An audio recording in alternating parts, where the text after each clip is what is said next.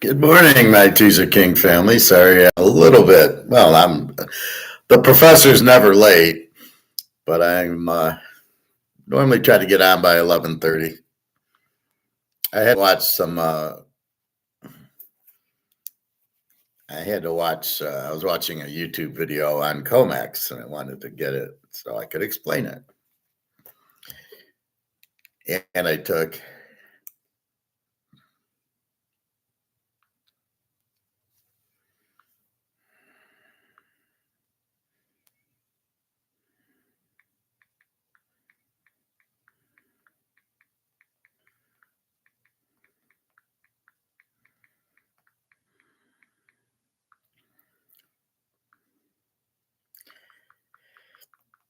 So I got a few different videos that kind of help you understand it. We know it's derivatives. So it's not like going to the store, physically buying gold, physically buying silver, and deriving a real price for it based on what the market does, which is how we get our Willie Mays card. I put it on eBay. I say I want 70,000 for it. Some guy says, "Yeah, I'll give you 70,000." That's our market. That's the real price of the Willie Mays or the Mantle or any of these cards. It's the real price of them. So with that said, what does Comex do? Well, they dick around with derivatives and into a frenzy, which I'm going to show you with Eddie Murphy and trading play. I'm going to show you again, but I'm going to show you a little different. I'm going to show you another video first.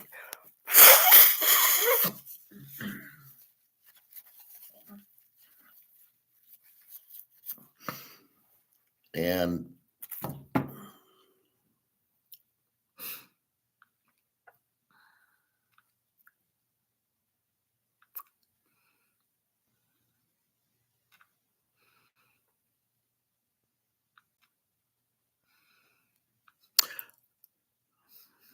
so I'm going to show you another video first, but let's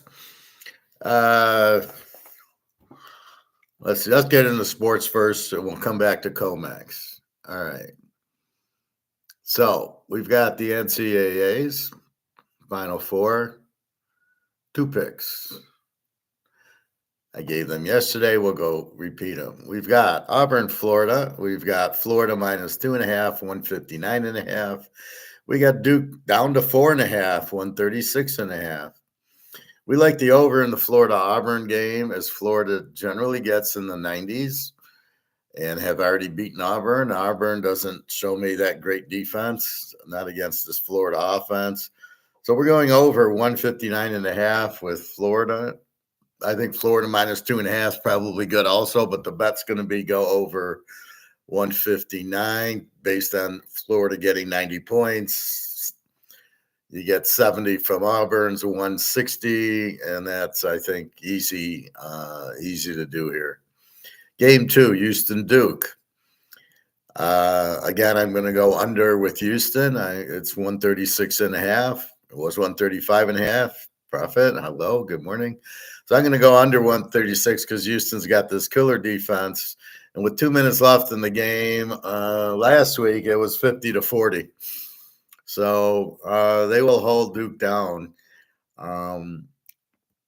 Duke will hold them down. I think Duke's got a good defense, although Mike Krzyzewski's not there anymore. But Houston, we know, has a great defense. So I just can't see going over in a Houston game. As far as the spread, 4.5, 5.5, I don't know how clutch Houston is. I know they're going to play defense. I don't know if they're going to play. I don't know. I've never seen this Duke guy, so I don't know what to do with Duke, how good they really are. I meant to watch a game on YouTube, but I kept going down into the gold market, so I didn't see it. But at this point, the focus is going to be on the under because Houston's an under team. That's how I play under teams. So let's go over Florida Auburn, go under Duke Houston. First game starts at 6:09, second game at 8:49. All right. Now let's go to Major League Baseball. I know I have one happy camper and Real D. I believe it was Real D. He um, he asked me about the LA Philly game yesterday. I gave him Philly. Philly won. I think it was 2-1 or 3-1 or 3-2. Philly did get the win, so I'm back. The other game I gave was San Francisco under 7.5. Seattle can't hit, and they were going against Verlander, and Verlander sucked. He gave up 6 runs in like 3 innings. Seattle has 2 hitters on their team. Everybody else is not even hitting 200. They have 2 guys, and for some reason, Verlander pitched to the 2 guys. We talk about the art of war a lot and everything, and gold and silver and football. You watch the strength of the other team and you don't go to it, you go to their weakness. Meaning, if I got a guy hitting 300, I pitch around him, and I go to the guy hitting 100 and I make him hit because he can't hit. The 300 guy can hit. So what does Verlander do? Gives up 4 hits to the 400 hitter and 3 hits to the 310 hitter, and then everybody else doesn't hit because they all hit 100 and under. Hard to believe Verlander was that stupid, or was it the coach? I don't know. They had an idiot coach last year, and it doesn't sound like they get any better. So Seattle is an under team. If you're smart enough to just pitch around the 2 batters they got, just walk them. It's not that hard, folks. You walk them, and then you pitch to the guys hitting 100, and probably going to get them out. All right, Prophet. I'd have to think a slow-paced ball control offense will favor Houston here. Well, Houston's got to play the way Houston plays. You don't change. So if Houston's a low-scoring game, like Michigan State, they walk the ball up. They play good defense. You didn't see a lot of 3-point shots in the Michigan State game against Auburn. That was pretty low scoring, and they couldn't shoot threes. Well, that's not what's going to happen here. We know what's going to happen. It'll be much more against Florida. Florida shoots. So Florida's going to get a much higher game here. But Houston, I don't know. I mean, I've never seen Duke with this coach. I can't tell you how good this Cooper Kupp is or whatever the guy's name is. So I don't know. We'll see. And then we'll be able to make a better judgment on Monday's game. But I don't buy any of the bullshit. All right, let's go down the list. 110. It's now 12-20. This was 110. Chicago at Detroit. Detroit was 250. They won 7-4. Their bullpen came in and sucked. I was on the bike watching the 8th and 9th innings, and their bullpen looks like shit. This Maeda, I don't know. He sucks. I don't know why they keep going to him. Like he'll get better. No, you don't get better. You're in the major leagues now. You're at it. You're at their point. So I don't know why with the 7-1 lead, he could barely hold it. Okay. So the White Sox, weak hitting team. Detroit can hit the ball. Let's see. Detroit 257.5. We got Davis Martin for the White Sox. 0-0 with an 0-0-0. I assume he sucks. Reese Olson, I know he sucks. 0-1, 7-7-1. I'd have to go over here. I'm not laying 250 with the Tigers. I'm going to go over 7.5. The White Sox don't hit much. Detroit does.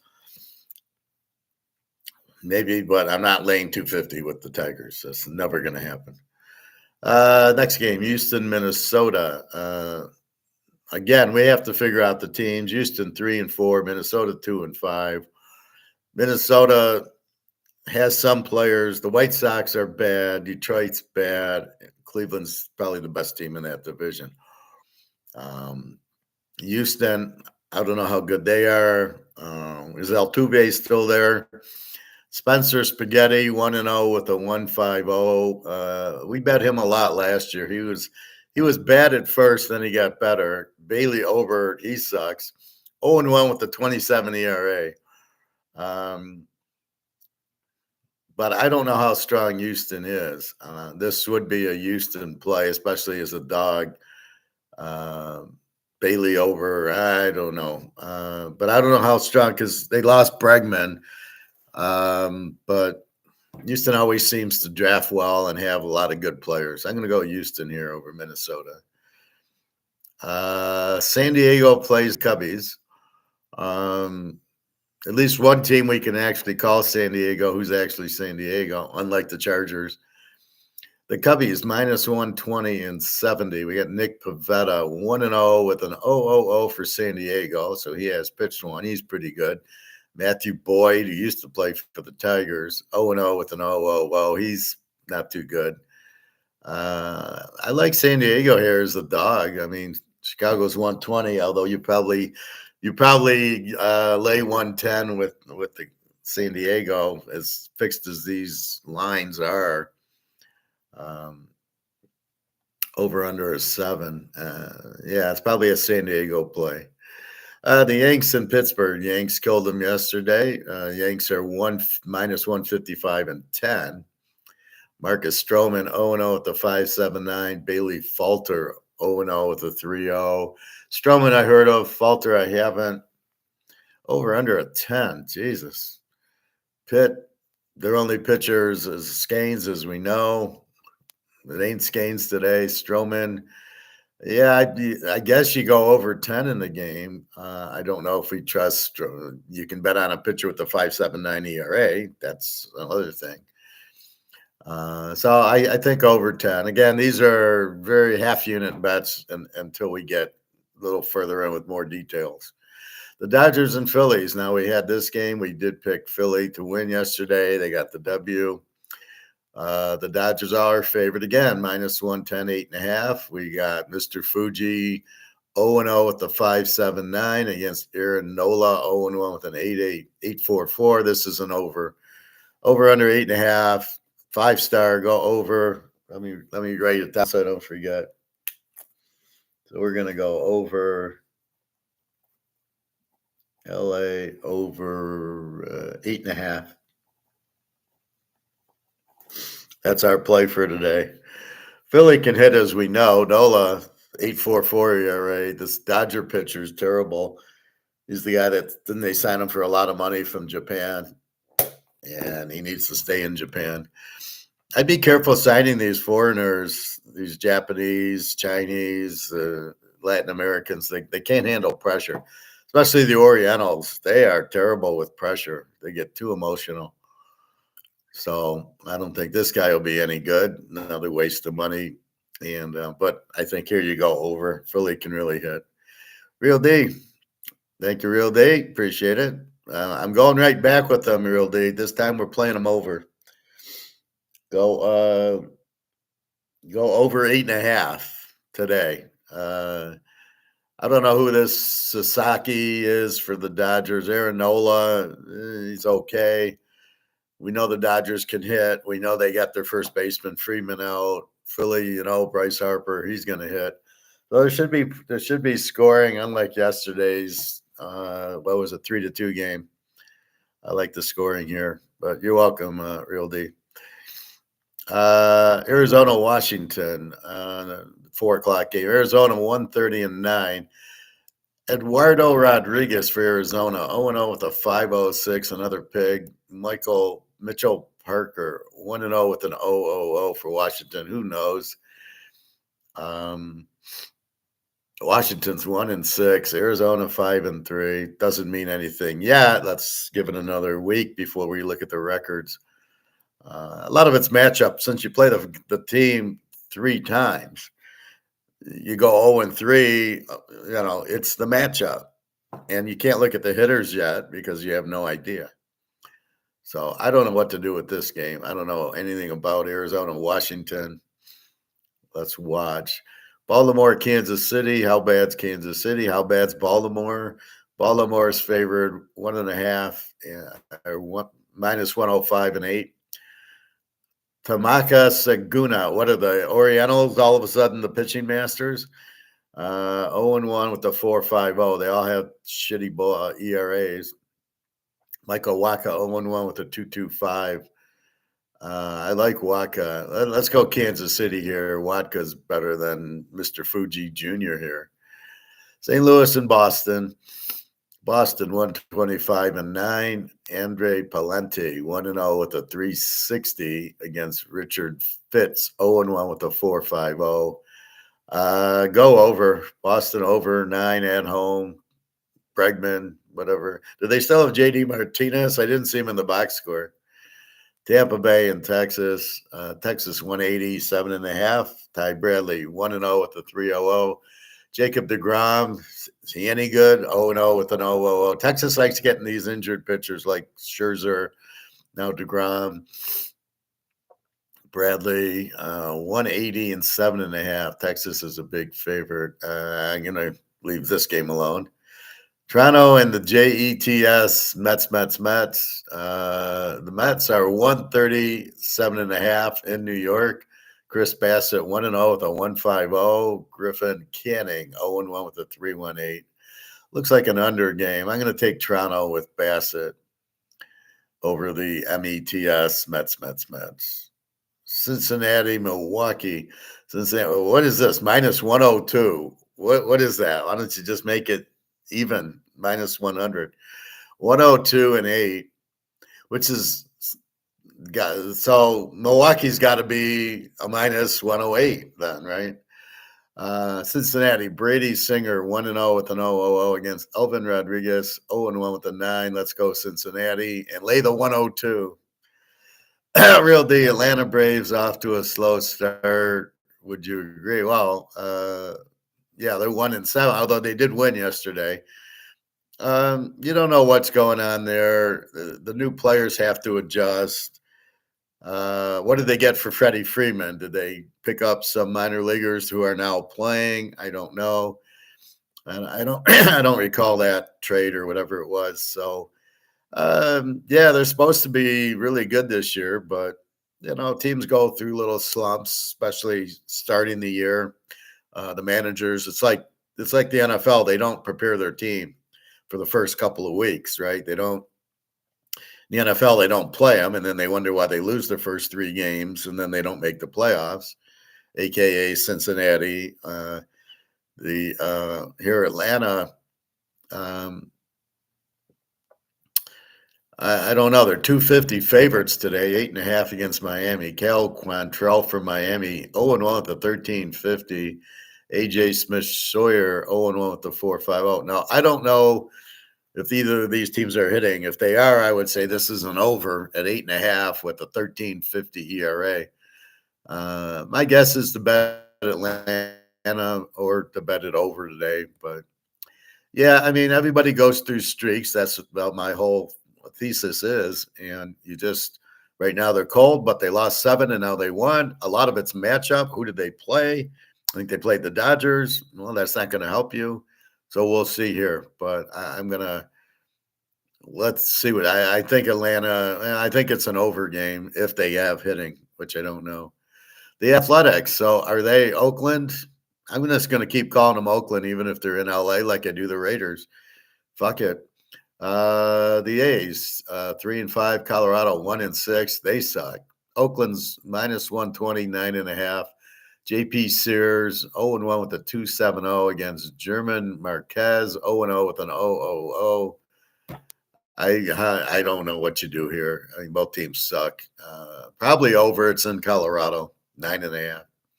Seattle, San Francisco. Frisco's minus 137.5. Bryce Miller 0-1 with the 4.76. Robbie Ray 1-0 with the 5.06. 2 weak pitchers. Seattle cannot hit the ball, but 2 hitters. The rest of the team hits about 110. Frisco, I don't know. I know Willie's not on the team anymore, so right there, that takes effect. Robbie 1-0. I mean, this would be an over, but Seattle is such a bad hitting team. But there was a 10-8 game and extra innings yesterday against Verlander. I mean, go figure that out. So I this looks like an over, except for Seattle can't hit. So whatever you want to do with it. And then the last game, Cleveland against California. Cleveland's minus 150.8. Tanner Bibby 1-0 with an 0.00.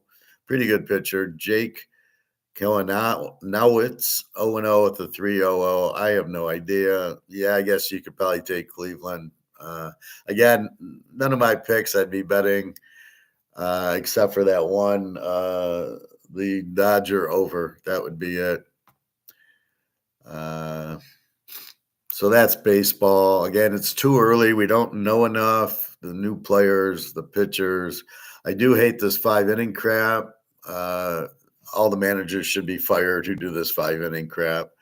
I think it's bullshit. It's stupid. This spin rate and all the injuries, I would stop doing the spin rate because I don't need it if my pitcher's always hurt. And I would stop worrying about throwing the ball 98 miles an hour. Just pitch, right? Not everybody's Nolan Ryan who can throw 100 miles an hour and pitch for 25 years. Profit. Don't the A's play in Sacramento now? I have no idea. What happened to Oakland? I thought, aren't they moving to Vegas or I don't know. As far as I'm concerned, they're Oakland. Julio Jones retired. I thought he retired 5 years ago. This is a guy that played 2 games a year, had a pulled hamstring the rest of the season, unless there was a game on Monday night. What? This is your typical Alabama guy. So he retired. Who cares? He's been retired for 5-6 years. Sanders looks good while Hunter mostly sits at pro day. Who gives a fuck? Go watch the game. Go watch the BYU game. Go watch the Kansas game if you want to see Prime Jr. I don't know why you need a pro day where he's in jeans, he's in shorts and a t-shirt with no rush, and he's throwing the ball and he looks good. Whoa. Who in their right mind thinks this is a good way to measure quarterbacks? You got blitzes coming in. They wear pads. I don't need a guy who runs a 4-second 40. He's not there to run. He's there to throw. If you got a guy there to run, then make him your running back. Or like Lamar should be a wide receiver. These guys are not quarterbacks if they can't throw the ball. So this pro day is bullshit. Just go watch the games. Canada on hold for Trey Lance as NFL team signs the court. Why would anybody sign Trey Lance? At what point? I don't get it. The guy sucks. He shows he sucks. Frisco gets rid of him. Dallas now gets rid of him. Why Dallas picked him up, I have no idea. And now another team picks him up like, oh, now he learned how to play quarterback. Oh, really? Either you can play or you can't. If you can't play, you can't. The Niners are paying for it now by trading all those picks to get him number 3 in the draft, like Richardson, like Caleb, like Fields, a waste, terrible GMs, no way of understanding skill set. And why do you think all of a sudden he's going to be good? He's not. He sucks. You never saw he was at North Dakota State, which is my argument with North Dakota State people. They don't play anybody. You can't take guys to North Dakota State. You just take them as free agents. And maybe 1 or 2 of them are good enough to play. But mostly, I think I'd rather have the guy from Notre Dame than the guy from North Dakota State. Just me. 2025 NFL schedule, home and away matchups for all who gives a fuck. Ray Seals, who became an NFL starter without going to college, dies at 59. Sorry to hear that. Pro Bowler Julio Jones retires. Yay. Inside, will Cam Ward transform the Titans into a potential winner? No. Detroit, who cares? Cardinals, make Trey McBride. Never heard of him. The highest paid tight end in the history. How could he's better than, so we've never heard of the guy on Arizona who sucks, and he's better than Kelsey and Gates from San Diego and John Mackey and all the other guys. He's better. Oh, okay. Sure he is.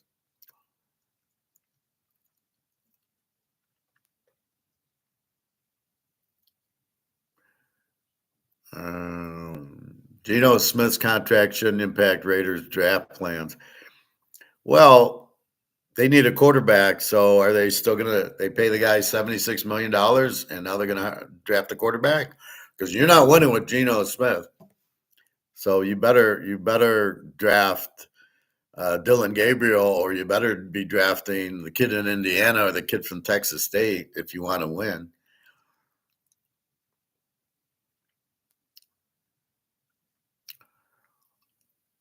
This is stupid. Deion Sanders believes Prime Jr. and Travis Hunter should be, let me guess, the first two picked.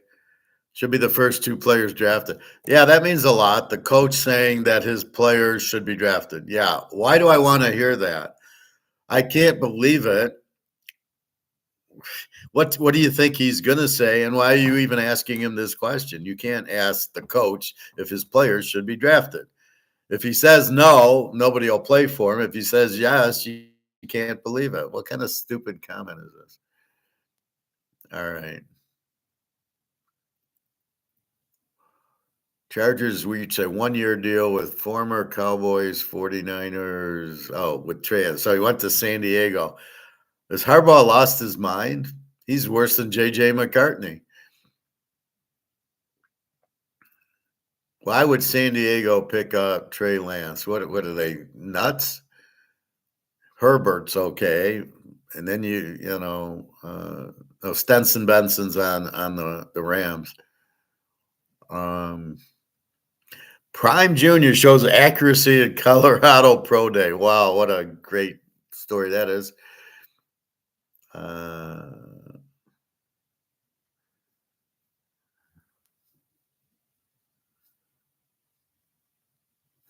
49ers say Brandon Ayuk has a chance to play in week 1. I didn't know he was still on the team. Okay.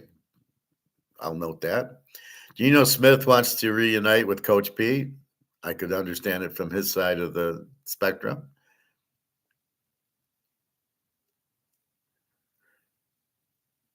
Steelers hosted Jackson Dart for pre-draft visit on Friday. Again, he's in a t-shirt and shorts. You're not learning anything. You got to learn how he is under pressure. And he's not very good, Jackson Dart. I wouldn't draft him. I would draft. Well, why is nobody talking about Dylan Gabriel? Is he not coming out? He's played like 6 years in college.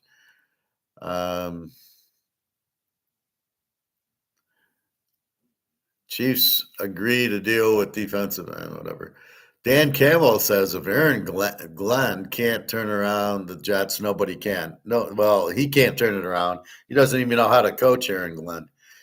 That was a great defense they've had the last 2 years in Detroit, giving up, 30 points a game? Got some beats, couldn't do anything. Yeah, not going to turn around shit. And that guy's Dan Campbell loses credibility talking stupid shit like that. The Titans, Browns, and Giants well represented at Colorado's Pro Day. Who cares? Go watch the game. Watch the Kansas game when Devin Neal ran the ball down their throat and got 200 yards rushing and they killed him. Watch that part of the tape. All right.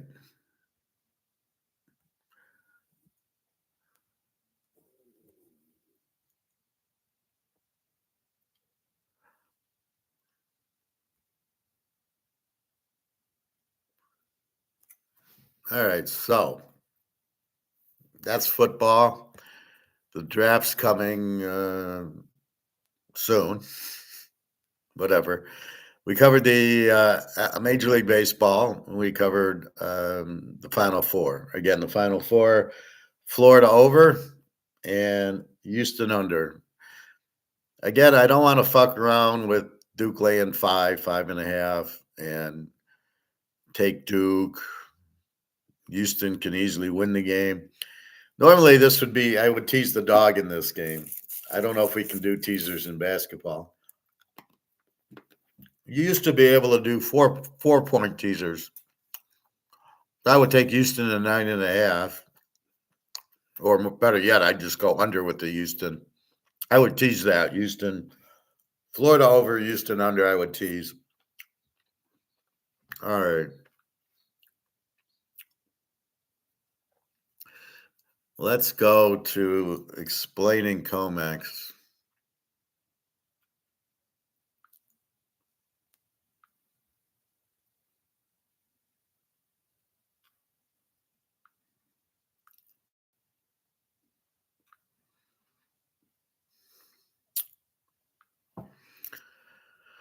All right, so trading places is on.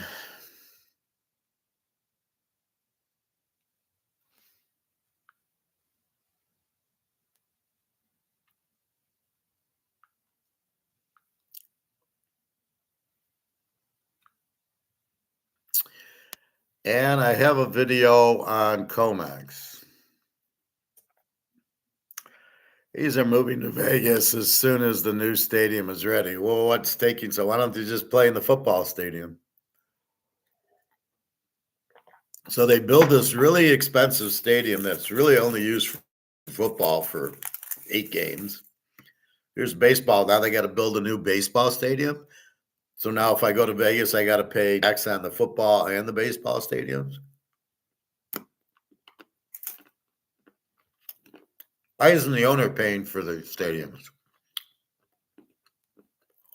Why did they steal our tax money to pay for the stadiums? What the fuck is that about? Anyway, so let's take a look. So I'm going to explain comex. Nice Sportsbook has 5-point basketball teasers. What's the odds on your 5-point basketball teasers?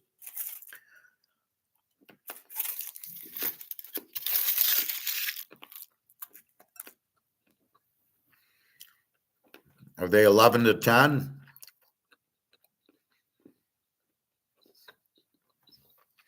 All right. So I'm going to explain comex as best I can. Minus 120. That seems a lot. Should be minus 110. What's your normal bet? So if you just bet the game straight, so if you took Houston under, is it minus 110? Or if you took Houston plus 5.5, is that minus 110? Or is that minus 120? The teaser should be the same as the regular bet. All right. So let's talk gold. So we know gold lost $100 yesterday. Trying to explain it, we're not sure. It was one of two things. One, the US is trying to get the price down so they can buy more. Two, they're trying to get you out of gold into the stock market because the stock market's starting to crash. You don't want to get out of gold to get into the stock market, which means that the US is probably trying to get the price down because they need to buy gold for July 1st, Basel III, when they have to settle physical T+1 day in gold and in silver. So they're crushing the price, so they need to buy it. Problem is, there isn't anything to buy. I keep hearing about, well, they need to keep the price down for the military or something. No, the market doesn't work that way. The market works, there's more demand for silver than you have supply, the price goes up. It's too bad the military will have to pay $1,000 an ounce for silver or come up with something else. They have Duke at minus 5, 102, and Houston plus 5, minus 108 right now. Well, isn't like football? Football is 110, right? So Super Bowl, KC's minus 1 to Philly. It was one. You want Philly minus 110. If you want a KC minus 110, or well, I guess the money lines. But if you took KC minus 1, it's 110 to win 100. If you took Philly plus 1, it's 110 to win 100. So I don't know, 102, 108 doesn't make so both. How can both teams be underdogs? If I'm getting 5, why is it 108? It should be, well, I guess it should be 110. It doesn't make any sense.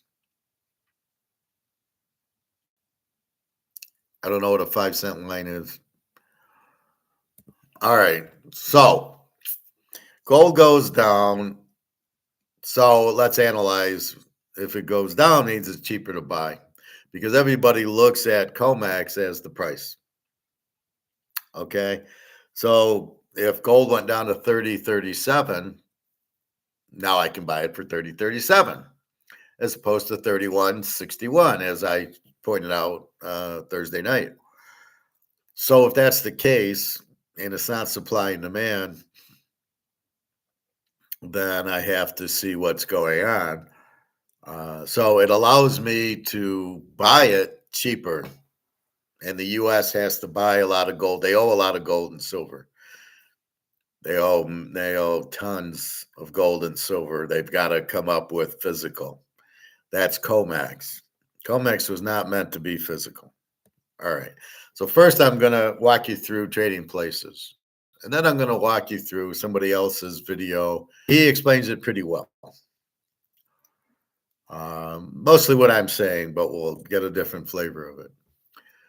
All right. This is Trading Places. They're explaining what they do. Now, what are commodities?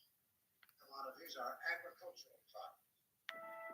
Are commodities brokers? Now, what are commodities? Commodities are agricultural products, like coffee that you had for breakfast, wheat, which is used to make bread, pork bellies, which is used to make bacon, which you might find in a bacon and lettuce and tomato sandwich. And then there are other commodities like frozen orange juice and gold. Well, of course, gold doesn't grow on trees like oranges. Clear so far? Yeah. Good with it. Now, some of our clients are speculating that the price of gold will rise in the future, and we have other clients who are speculating that the price of gold is going to fall. If they place their orders with us, and we buy or sell their gold for them. Now the good part. And the good part with it is that no matter whether our clients make money or lose money, Duke and Duke get the commissions. Well, listen, Valentine. Sounds to me like you guys are a couple of bookies. Commodities brokers. So what are they doing? They're taking orders and they're buying and selling and getting the commission, just like football. So they are a couple of bookies. But it had me thinking, wait a minute. So people are placing orders and then they're buying or selling based on the orders, which means that people placed orders on selling the gold yesterday. These are just paper orders on selling the gold, probably because the stock market's crashing. They needed to cover their margin calls, which are when you take leverage. So I buy 1,000 shares of Amazon with $100. So I float 90% or 50%, whatever. And so I got to cover my margin. So I'm going to sell. So I'm putting in sell orders on the gold. That's another possibility. What happened yesterday, the margin calls as these tariffs raise costs, which is going to slow the economy. So my stocks aren't going to do well. So therefore, I better get out of my stocks. The stocks are dropping. I'm getting a margin call. I got to cover it. What do I have? Okay, I'll sell some gold options here. So again, the people are putting in orders.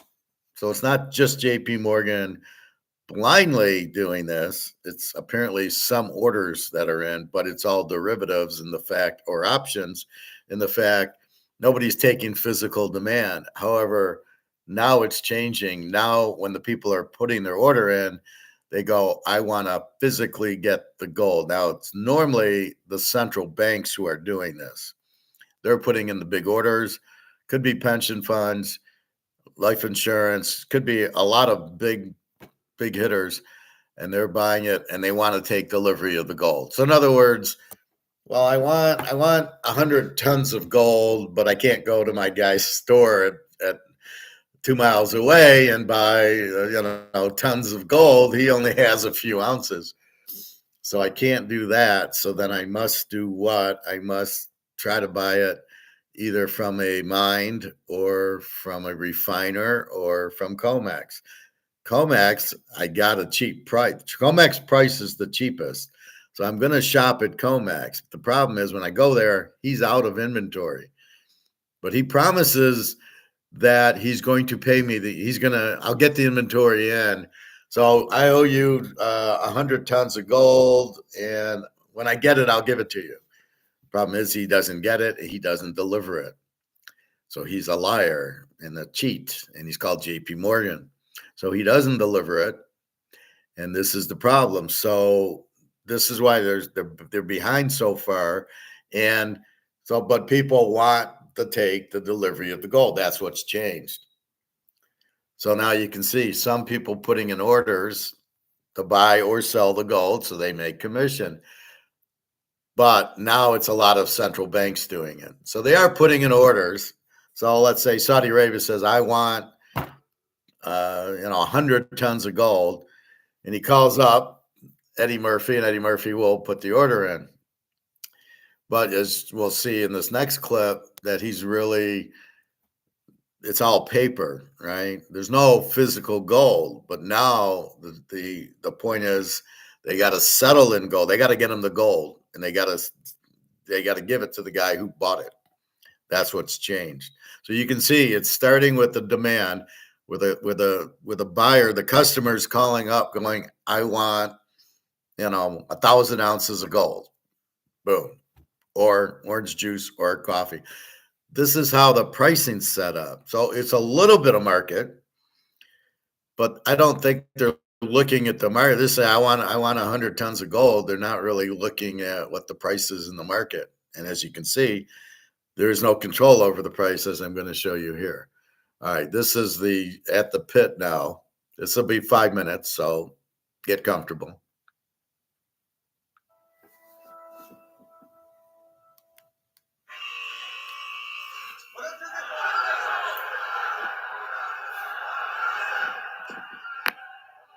See, it starts at 102. These people are buying. These are the brokers buying and selling. This is COMEX. Price is going up. Hey, the Dukes are trying to corner the market. Ain't no something. I can feel it. Let's get in on it. See, he's buying. He's buying. There's a seller. There's a buyer.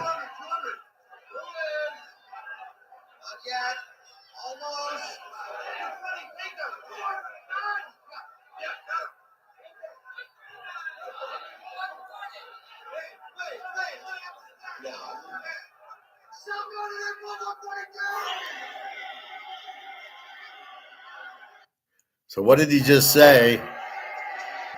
He's selling frozen orange juice at 142. So he's shorting the orange juice, or what happened yesterday with gold. So Dan Aykroyd goes, I'm selling gold at 31.30. And it frenzied all the way down to 30.30. It frenzied down $100, which is very unusual. And so then other people started selling, and the only explanation can be found is that people have margin calls because the market's getting hit. It lost $2,000 yesterday, $1,600 the day before. It's going to collapse. You're going to see more of this, but this is not because they don't want gold. This is not because they don't want orange juice. They're just selling it to get out of it. So it's been bought up by the Duke and Duke guys at 102 all the way to 142. Now they're got it at 142 and they're saying they're selling it. But notice there has to be a buyer. That's what these other guys who are yelling are the buyers. They can't sell without a buyer. They can't just sell it. They can't just short it as we could short a stock. So if you owned Amazon at whatever it's at, or Tesla, if you own Tesla at 440, you can say, I want to short it. I'm going to sell it and hope the price drops. And now I can buy it at 220 because Musk doesn't know what the fuck he's doing. So that's what you can do. And that's what's happening here. They're selling, but there must be a buyer, which there is. All these guys are buying. The traders are getting calls from their people. Buy. So there's people placing orders in. Now we have market makers where if I want to buy Coca-Cola, I go and buy 500 shares, and it goes to a market maker. It doesn't go to a seller, and they're the buyer, so they buy it, and then you see the trades done, and then somebody wants to sell their Coke, and it goes to the market maker, and he sells them my 500 shares. So what you have is people calling up, and there are a couple of bookies. They're calling up, placing their orders, and this is what Comex is doing. So they're buying, but the order was placed by Duke and Duke themselves. So Duke and Duke's buyer was listening to Duke and Duke placing the order. Just buy it. We're the ones who are buying it, not our customers.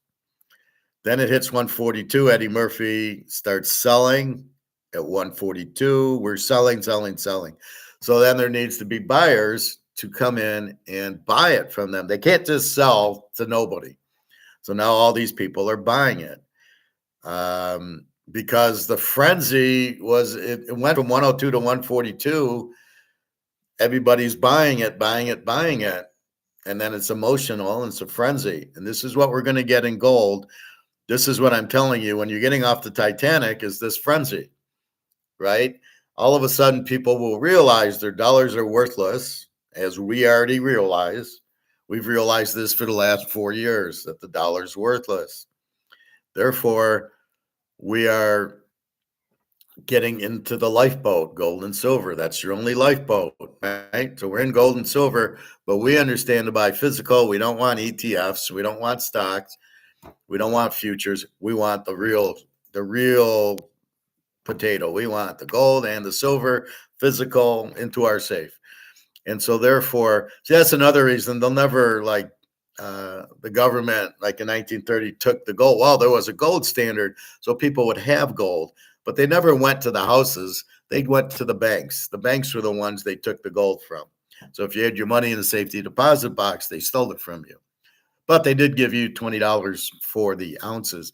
But nowadays, everybody does ETFs and everybody does the futures. Nobody owns the physical gold. So there's no way the government's going to go after it. Because first of all, nobody does it that way except for us. We're doing it the smartest way you can do it.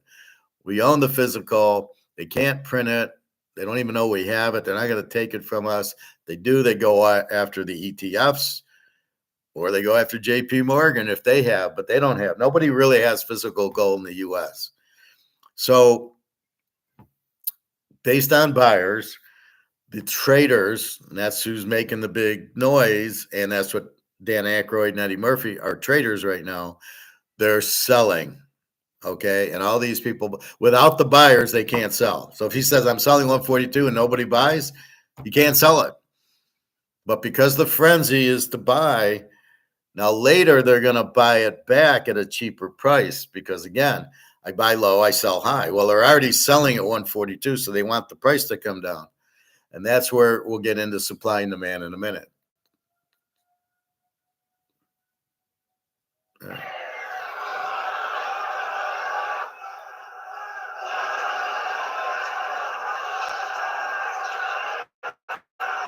Now it starts going down. How can the price be going down? Something's wrong. Where's Wilson? What are they doing here? They're selling, Mortimer. Well, it's ridiculous. Unless that crop report. God help us.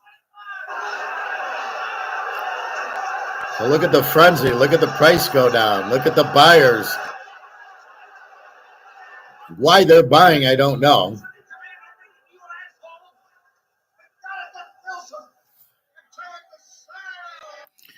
So everybody's still buying because as it's going up, everybody sees the price go from 102 to 140.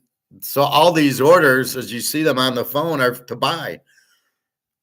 because they're still thinking something's going on, let's buy it. And here's Eddie Murphy selling it. He's selling because he knows there's nothing wrong. There's nothing going to be wrong with the supply.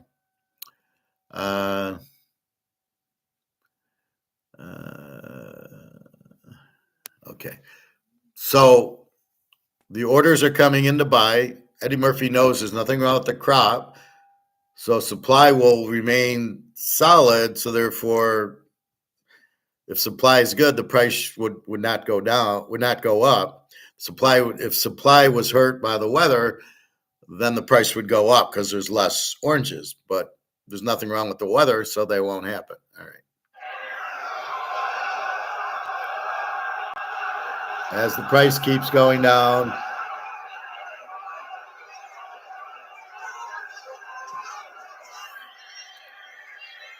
I'm not sure why the price is going down with all this people buying. Wouldn't the price be going up? You have two guys selling and 1,000 people buying. Why wouldn't the price be? Why is the price going down? Who's triggering the price going down? It ain't Eddie Murphy and Dan Aykroyd, two guys selling and everybody else buying.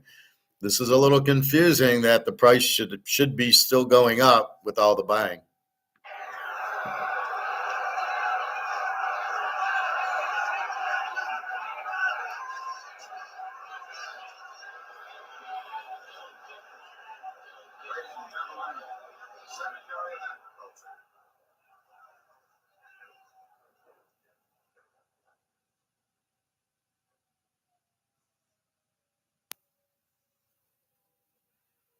Gentlemen, the orange crop estimates for the next year.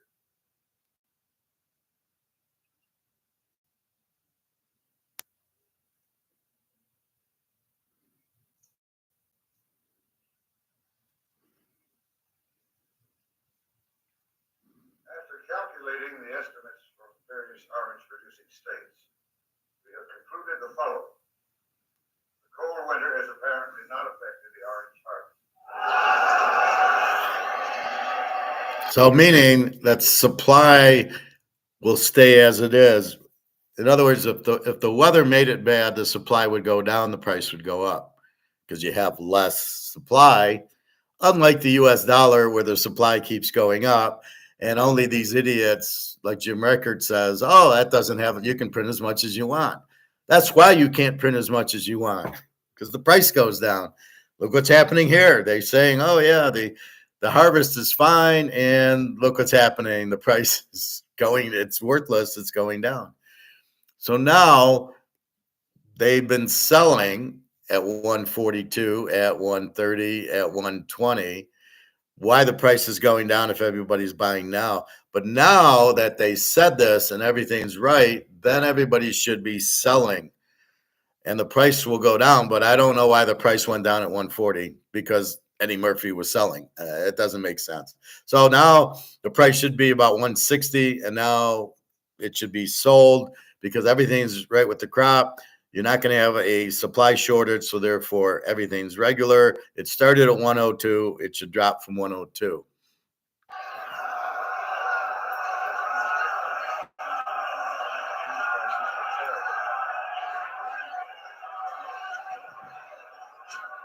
So now people are selling because the crop report's fine. They're waiting to buy.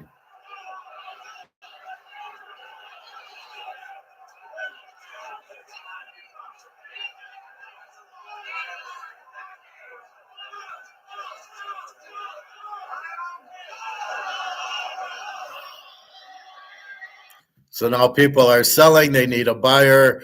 Here they come buying. Oh, we'll buy it from you. Again, you need a buyer. You can't just sell. You've got to have a buyer to sell, and you have to have a seller to buy. So what you had in the beginning, people buying, raising the price. Now, I don't know who was taking the other side of the order.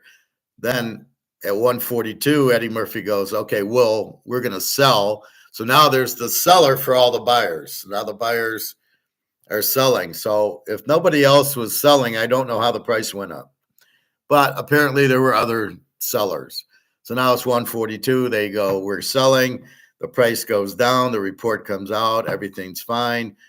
Now you have everybody selling because the Secretary of Labor of whatever says, no, everything's fine. There'll be no problem, no shortage. So now everybody calls up, oh shit. Now, did everybody think that there was going to be a problem? I don't know why everybody would have thought there'd be a problem with orange juice, or why you would do it until you heard the crop report, which came out now. So now everybody's sitting there and everybody is selling because the demand and the supply will be fine. Let's sell, sell, sell. And now they come in and say, we'll buy. We've already sold at 142. Now we're buying at 42. So I bought at 42. I sell at 142. I made a lot of money. Let's watch. See, they're all selling and they're buying.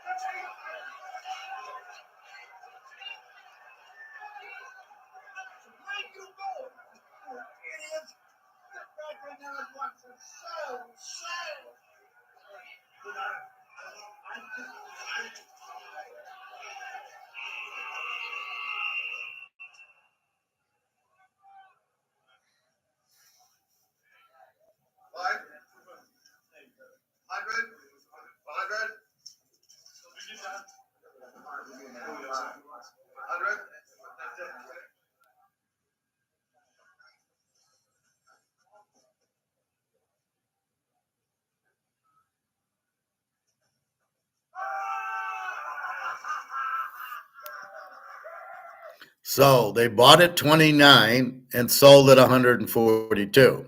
Not bad. But when you're doing options, you can sell first and then buy.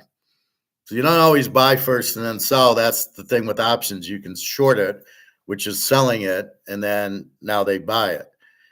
Now, my point of everything is the frenzy. You saw the frenzy to get in and the frenzy, the buy in the beginning and the frenzy to sell at the end. Why anybody would have bought in the beginning without hearing the crop report it's fantasy. That makes no sense. But there must have been other sellers for the buyers to buy in the beginning. Not just Eddie Murphy's. Now, he's not the only seller, and now he wasn't the only buyer. All these people were selling and buying. So anyway, that's how comex works. So the price of orange juice at the beginning was 102. Then it goes to 142, and then it goes to 26. So what is the real price of orange juice? Who the fuck knows? So now it's going to be 26 because that's what it ended at. Is that how we determine prices? Based on the crop report coming out and the frenzy that happened after. And that's what we had in the gold market yesterday. There was buying in the beginning by China. And then when Europe took over, they started selling and the US came in and sold it. The more they sell, the cheaper it is, so they can buy the physical. Because if you see, there's no physical oranges being sold here. Nobody's walking out with a bag of oranges now. They made money on the options, but not the physical. But now if I go to the store, are they basing the physical sun-kissed oranges at $26 an orange or a bunch or however you price it? This is the point. Is that really an accurate way to price orange juice? Gold, silver, no chance. Again, it's free market. I'm going to sell this card for $80,000 and somebody buys it. That's free market. Now we know the value of this card. Okay, that makes sense. This doesn't make any sense. So what is it 2? How did it get to 102 and then how did it go from 102 to 26? Isn't 102 supposedly the real price provided everything was fine? Or was that a bullshit price thinking that the crop report was going to be bad. So maybe it was 26 the day before, went up to 102 to start the day, goes up to 142 because they're all thinking the crop report's going to be no good. Then the crop report is good. So why would you risk all that? If the crop report's coming out in the middle of the session, which to me, it shouldn't come out in the middle of the session. It should come out before. Why are that? And then why is it dropping so much? People are selling because they all got in. But wait a minute, you bought at 130. You're going to sell at 26? Really? You're going to lose $100 an option? And they're selling, you heard him say 100, 100, 100. All right, let's hear the end of it. Happy New Year! Valentine. Hey, how's your make out today? You do this to us after everything we've done for you. Oh, see, I made Lewis a bet here. Lewis bet me that we couldn't both get rich and put you on the farmhouse at the same time. He didn't think we could do it. I won. I lost. $1. Thank you, Lewis. Certainly.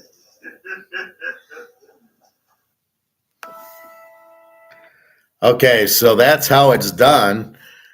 You tell me how there's any semblance to a real price in that mess. You see the emotion, the frenzy. Once people realize that this is worth nothing, we know this is worthless. We know this is worthless, but people don't realize it yet. They still think, oh, $100 is $100. Oh, this $5 will buy me a stick of gum. Used to buy me coffee, but now it doesn't buy me anything. This doesn't buy me anything. The corned beef I was eating was $16 for a pound. It should be $5 or $6. And so what happens is,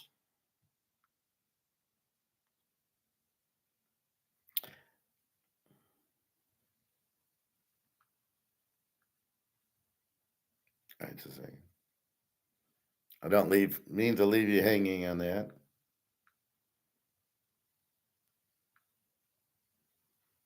So what happens is we don't really know what the price is because we want to get to this where I have an ounce of gold and somebody buys it. I have an ounce of silver and the demand is there demand. So this is supply, Willie Mays. Is there demand? Does somebody want this? That's the demand. That's Say's law. If somebody wants it, I can sell it. If nobody wants it, I can't. What's the real price? We don't know. It's what the market will bear. So what will the market pay for this card? But with eBay, we see what the market is. So PSA 9, Willie Mays sells for $80,000. Oh, okay. But again, it's based on grade. If it's a PSA 10, I might get $1 million. If it's a PSA 8, I might get 10,000. It's still a 1968. So we know a 9 goes for 80,000. Okay, that's what the market says. Now there's many markets. There might be 100 markets, not just one. And so the market for Willie Mays, if I put it out again, might be 75,000. It might be 90,000. Depends how many Willie Mays people are out looking for it. Depends also on how much money people have. As they're losing money in stocks, they got less money to afford to buy a Willie Mays for. The Warren Buffets should be buying Willie Mays and getting out of cash, but they're too stupid. So in a normal market, as Luke says to us, I like the gold and silver stocks. Couldn't agree more in a normal market. This is not a normal market. This is the collapse of the U.S. system. And therefore, people are losing their money very fast. So they're going to dump their stocks because that's what you do is you sell your assets. You sell your assets so you can eat and you can have a roof over your head. Oh, so it's most important you have a house and you have food. After that, then you need clothing and you need electricity and heat. Those are your critical. Clothes you have, you don't need new clothes. If you have a car, okay, you're fine. You need gas for the car. So you have to have money to pay for these things. That's the way economy works. So if your money is worthless and you don't have enough money for certain things, you sell your assets. So the asset prices go down because of that fact. As the money gets worthless, you have less to buy. That's where the Keynesians come in with deflation. The Keynesians problem is they think inflation's price is going up and deflation's price is going down, and that's not true. Inflation is printing the money. Prices going up and down are prices going up and down. That's the way a market works. And deflation's really the same thing as saying prices going down, which are caused by the market not having money to buy things. So if your house value goes down because nobody can afford to buy it, so you're putting your house.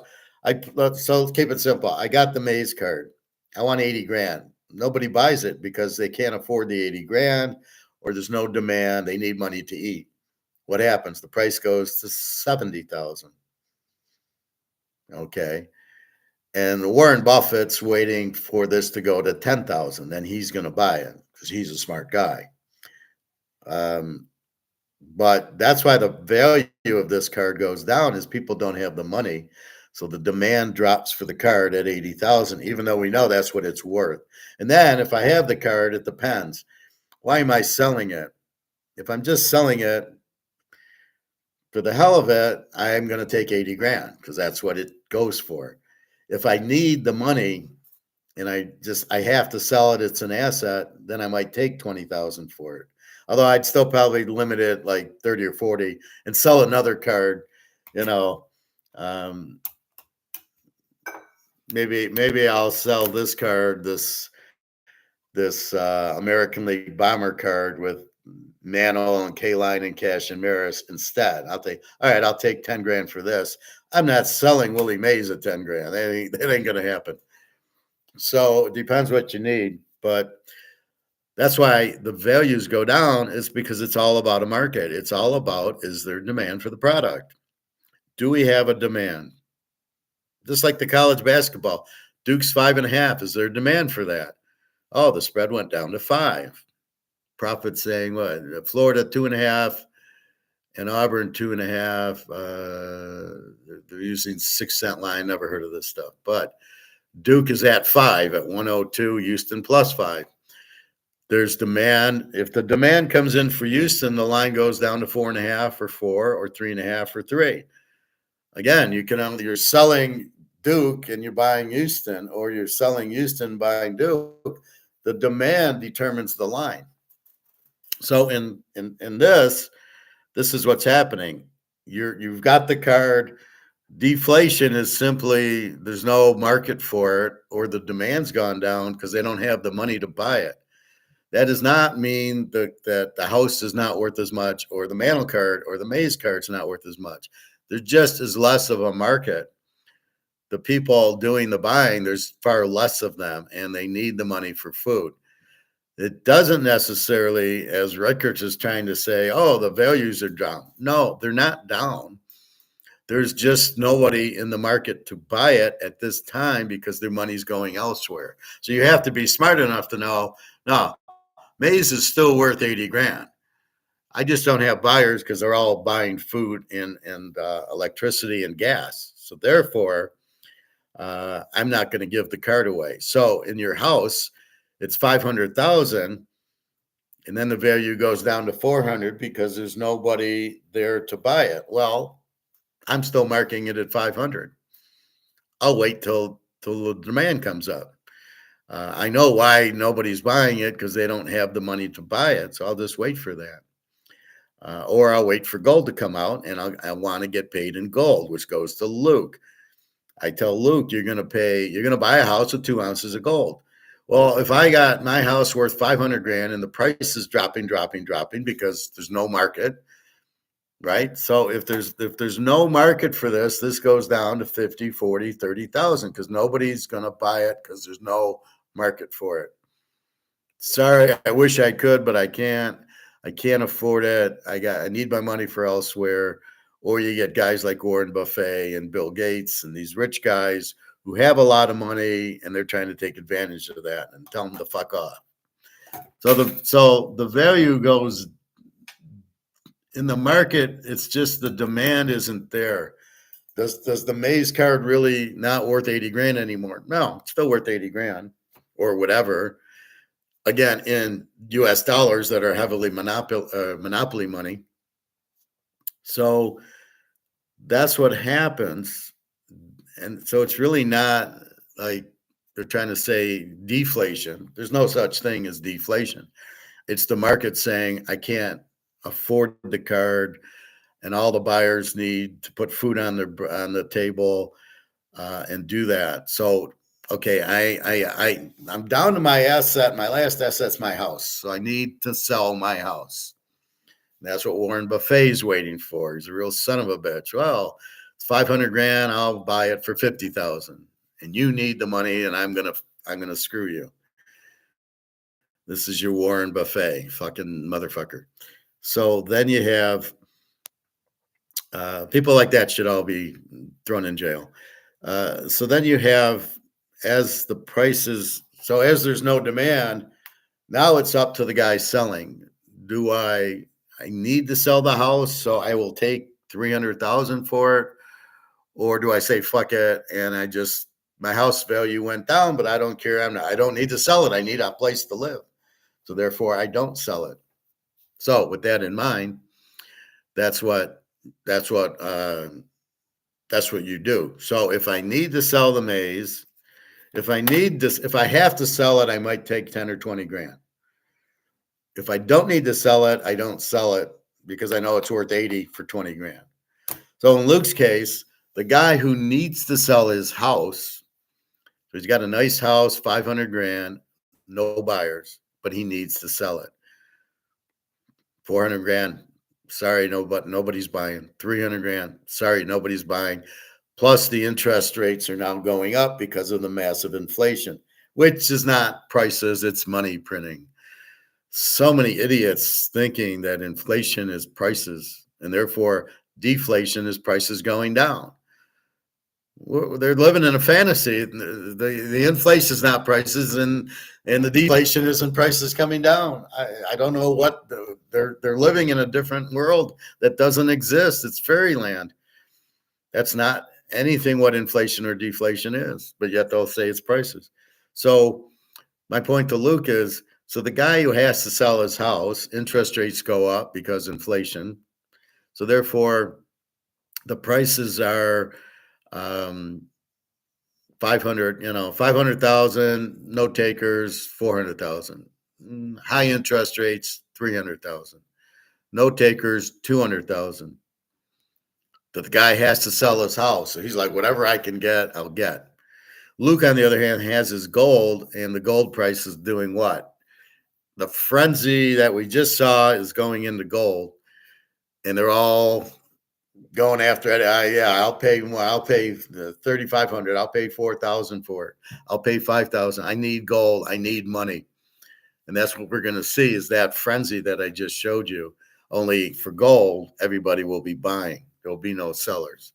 So now gold's going up and up and up. Now it's worth 20,000. Maybe it's worth 30,000.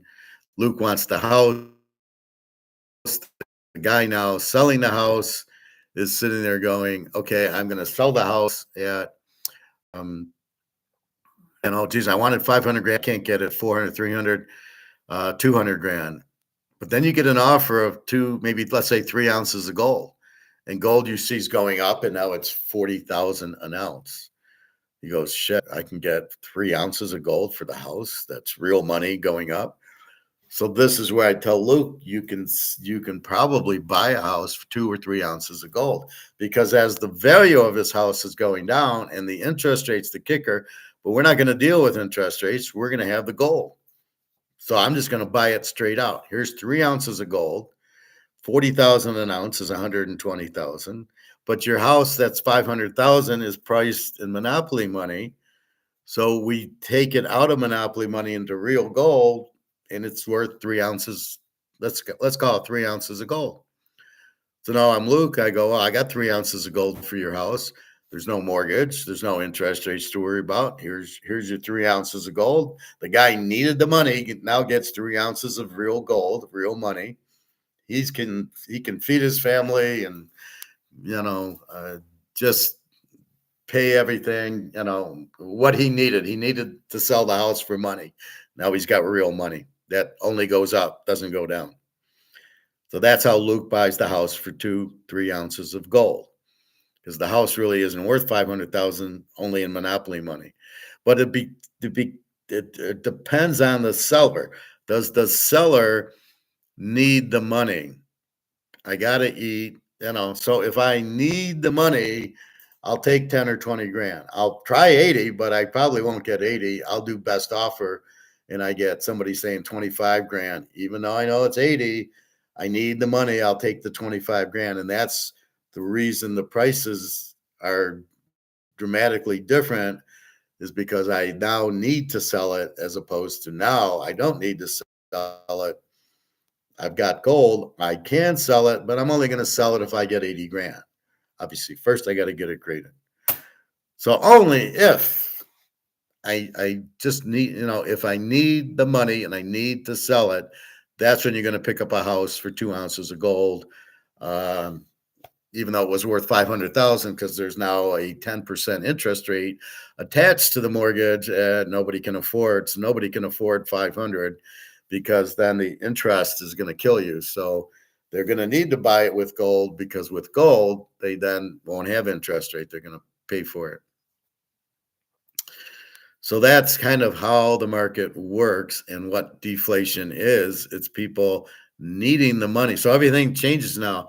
Supply and demand changes. The I must sell, and there's not a lot of able and willing buyers out there. So prices go down because the market, there might be 1,000 people wanting this, has gone down to 10. Now there's only 10 people that want this. So I can't get the price that I could get when I have a bigger market. And that's really what's going to happen, because people will need money, because people don't understand, unless they are here and understand. People listening to these other idiots, Andy Scheckman and Peter Schiff and Bill Schiff and Joe Schiff and all these other idiots, they don't get it. They don't get it. That's why we listen to Egon, because he gets it. You got to have money because it'll hold the value. So when you use, right now, you need 3,100 monopoly money to get an ounce of gold. And when you get the ounce of gold, the value of the ounce is only going to go up. As you notice, it was 2,000. Now it's 3,100. So that's what you have, is the value not going down. The value is going down in this because you've printed it. You made too much of it. And that's the thing. That's why if this is a PSA 10 versus a PSA 9, there's far less PSA 10s than PSA 9s. And therefore, if there's far less of them, then the supply is low, the price goes to the moon. The less there are, the more the price, the more it's worth.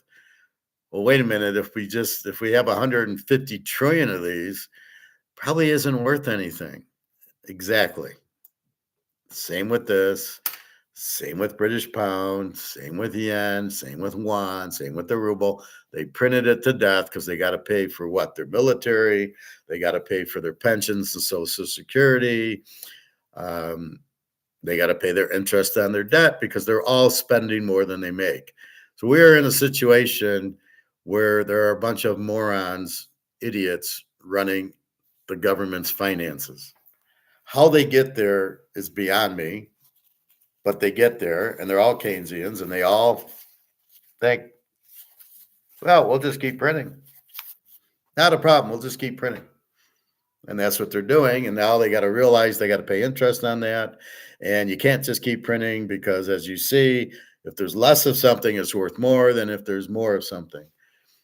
So if this is a PSA 5, and it better not be, then it's worth $100. But if it's a PSA 10, it's worth $1 million, because there's maybe 10 of these that are 10s, and there's a whole lot of these that are, and this isn't limited per se.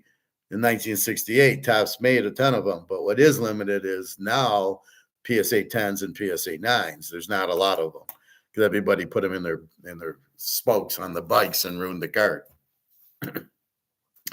So with that said, that's what you have.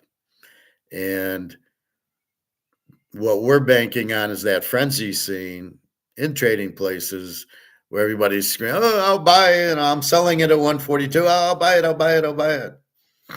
Right? So everybody, because you need a buyer and a seller. You can't just buy, you can't just sell. There has to be both. And so that's really the key to it. You need both. And just like on eBay, I can sell this card on eBay, but if there's no buyer, it's not worth anything.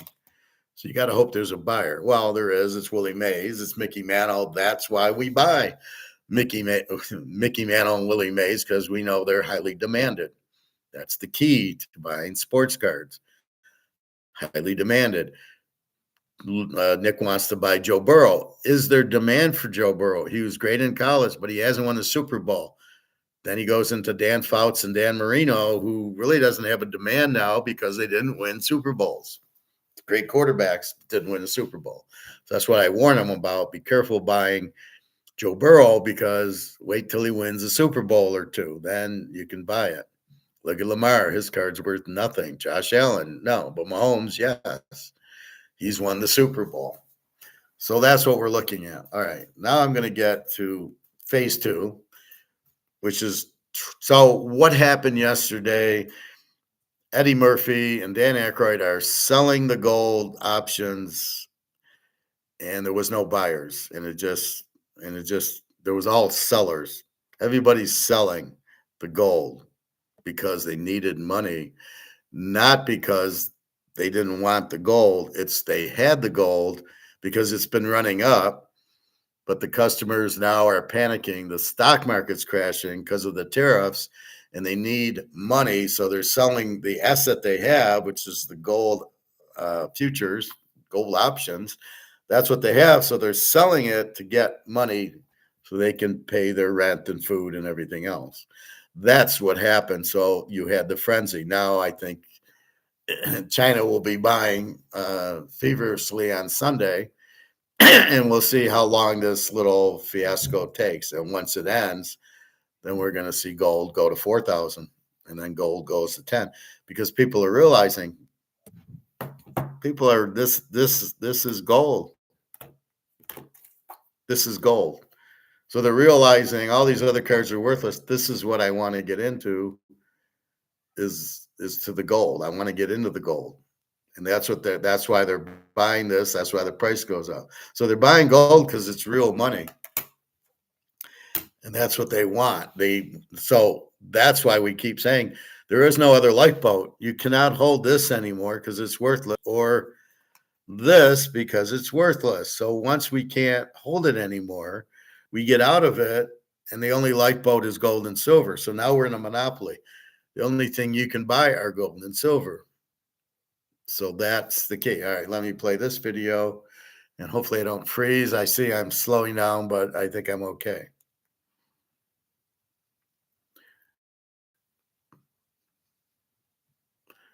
All right. You can join my free WhatsApp group and see everything for every trade, exact. Those inflation numbers are flat.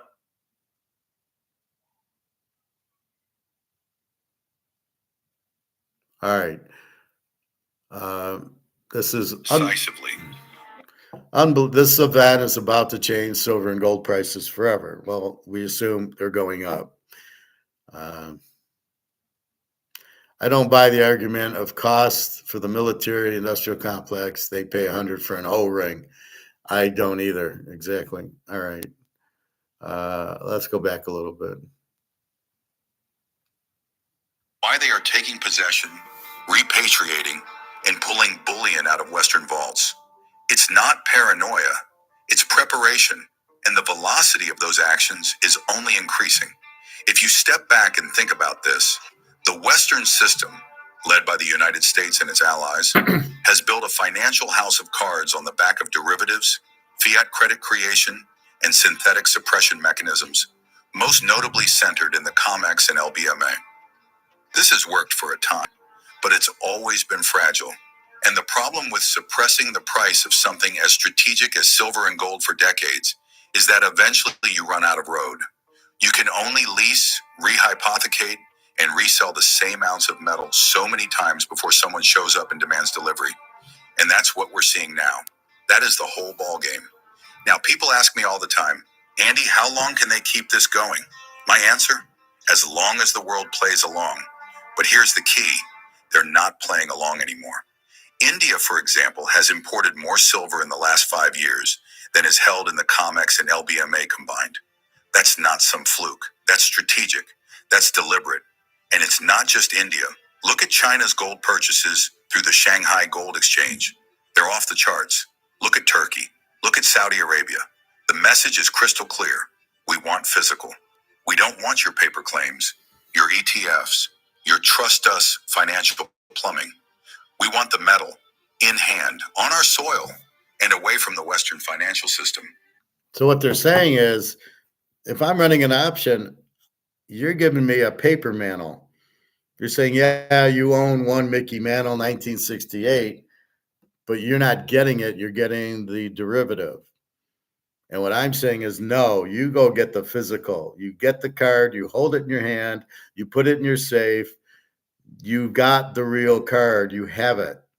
That's what we're doing with gold and silver. You get the real gold and silver. You do not want to play an ETF. I don't want an ETF of a mantle because I'll never get the mantle. Oh, we're going to do an ETF. And 1,000 people own the same card, which means nobody owns it. I want the card in my hand. Now I got it in my safe. I know what it's worth. I'll get it graded. I could be sitting on $1 million card. More than likely, it's 70, 80,000. More than likely, it's a 9. What do we have in Bitcoin? Same thing. A Bitcoin is this. I got nothing in my hands. Why do I want a Bitcoin? I can't see it. I can't feel it. I can't touch it. I can't put it in my safe. But I can with this. What would you rather have? A Bitcoin that is not real or a mantle card that is? Which one do you want? I don't know how else to explain Bitcoin to you. This is Bitcoin. There's nothing there. Right? You don't own anything. You don't see it. You don't touch it. You don't feel it. There's nothing there. It's air. Or something that's physical, like a mantle card, a Willie Mays card, a Rolex, something that's real that I can hold, gold and silver. I can hold in my hands, gold and silver, mantle cards, and I have them, and I know I have them. And you can't say I don't. And I know how valuable they are. That's what I've been arguing about with Bitcoin since the inception. What is it? Well, there's 21 million. 21 million of what? It isn't real.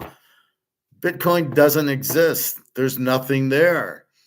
You can't touch it. You can't feel it. You can't spend it.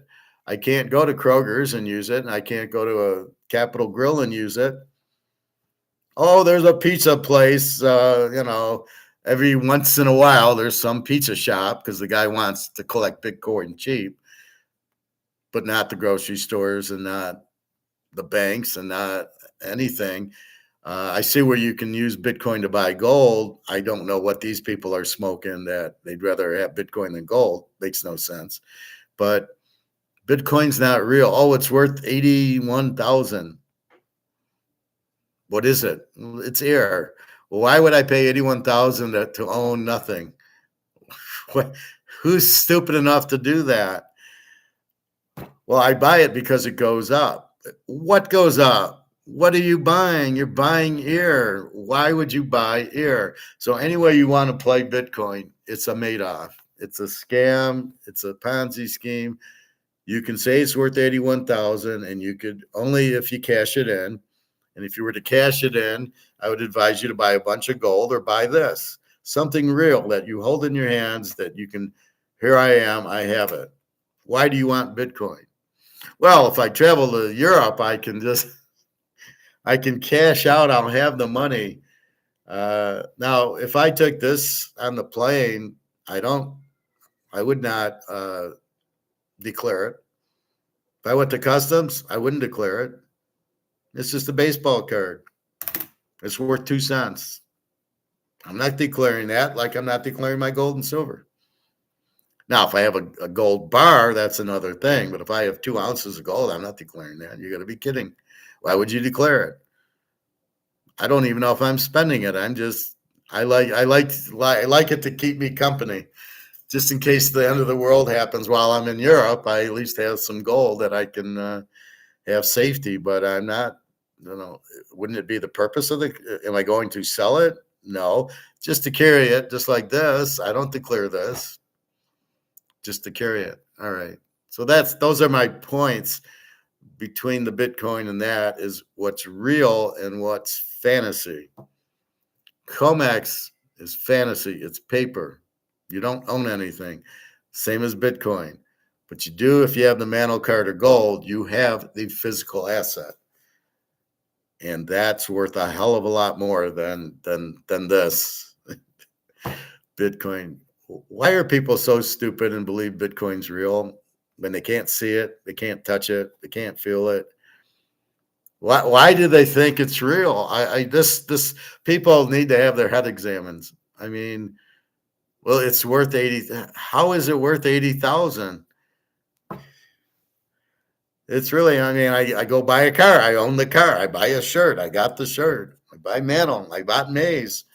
I got my Canadian club. I have them. I have them in my hands. What, well, I can't really hold the Bitcoin in my hand or see it or even know what it is, but I have one. Oh my God. People need their heads examined. All right. Back to Why? this. Because they see the writing on the wall. They know that the dollar is at the end of its run. They know that debt to GDP levels in the U.S. are unsustainable. They know that the U.S. Treasury market, the deepest and most important market in the world, is in distress. Foreign central banks have been dumping treasuries for the past 2 years. China, Japan, Russia, they're not just selling for diversification, they're de-dollarizing. This isn't politics, it's survival. And what do they buy instead? Gold, physical gold. Now let's connect that to the recent insanity in the LBMA and comex. When we talk about delivery stress, when we talk about T+1 settlement turning into T+8 weeks, that's a red flag with sirens blaring. You don't need to be a Wall Street analyst to understand this. When a market promises one thing, delivery in 24 to 48 hours, and then quietly changes it to 8 or 9 weeks, that is a soft default. It's a blinking neon sign that the metal isn't where it's supposed to be.